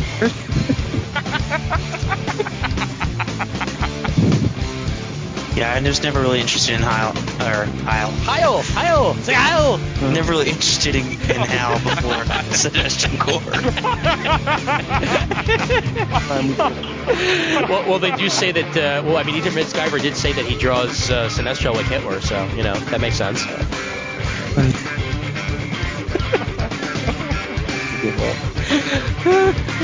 It's okay, I'm Jewish. I'm allowed. I know. All right. Because I'm a big DC fan, can I bash more on No. No. Somebody put duct tape on Rap's mouth. Oh man. Mute his mic.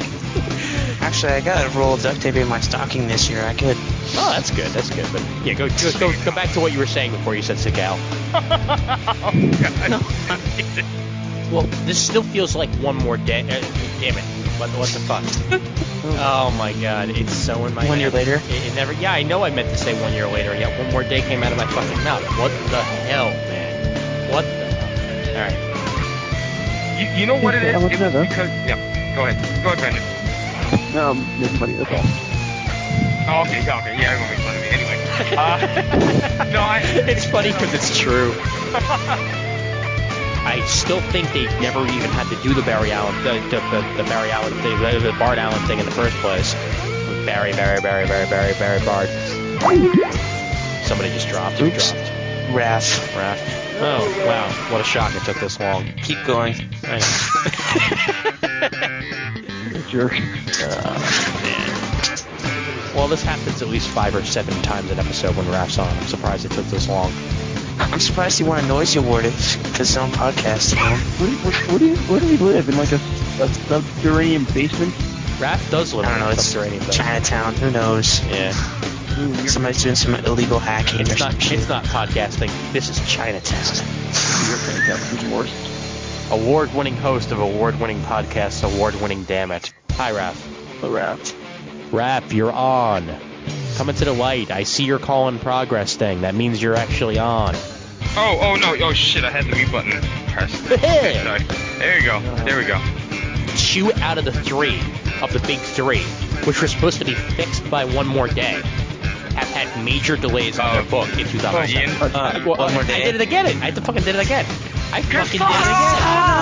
I fucking I did it knew again. guys. Fucking I knew he was Casada. gonna do that. Fucking Casada. All right. Okay. Yeah. Fucking No, Casada. I mean, Fucking Casada, I think, is reserved for some poor people. His poor wife. Oh man. Actually, he's looking kind of better, so maybe not his poor wife. I don't know. yeah. You sound Do you a lot. think he you says, sound a lot "Tell me better." I erased Spider-Man. I erased Spider-Man. I erased Spider-Man. Tell me, baby, did I erase Spider-Man or what?" Right? You And on that suck. note- You fucking suck, dude. All right. Why the hell do you have to put that fucking image in anybody's head? Jesus. I don't know. And on that note, Oh. Because you I'd said like to fucking Casada. Fucking I Casada. just took it literally. I'd like to thank you guys for having me on Comic Timing. It was great. Okay, you're not ending the show, all right? Okay. Everybody. If we could get you to leave Comic Timing more, then There's maybe we always- would annoy you. In and around. All right. Maybe we should start a podcast with David D. Maybe then we'd win. Yeah, because we'd have the best episodes ever every time. we have to call the show. That was the best episode ever. Let's do that. Okay, all right. I have Atomic 99. I just did Atomic 99. Oh shit! I thought you were doing Comic Timing. There are no more in Comic Time. There's just Matthew Guy. Yeah. Oh. You didn't, Okay. you didn't even realize I was reading the poster. No, I wasn't. I had my screensaver on. My name is Brandon. I like zoning out. Oh look a kitty. Ooh, shiny. Ooh. It really was like that. It was ooh shiny. I like turtles. Shiny. Okay. I haven't brought I like turtles up in a while. Hey, hi Raph. Hi Raph. Yeah, I'm still here. I don't I want that toy in IRAF. I want an IRAF. It's like a regular Raph, only it's mechanical. You think it'll make me noodles? Oodles of Oh, noodles. me sorry, don't make noodles. Yeah, hi Raph. I'd like number 7. Number 7, no more rice. Okay. But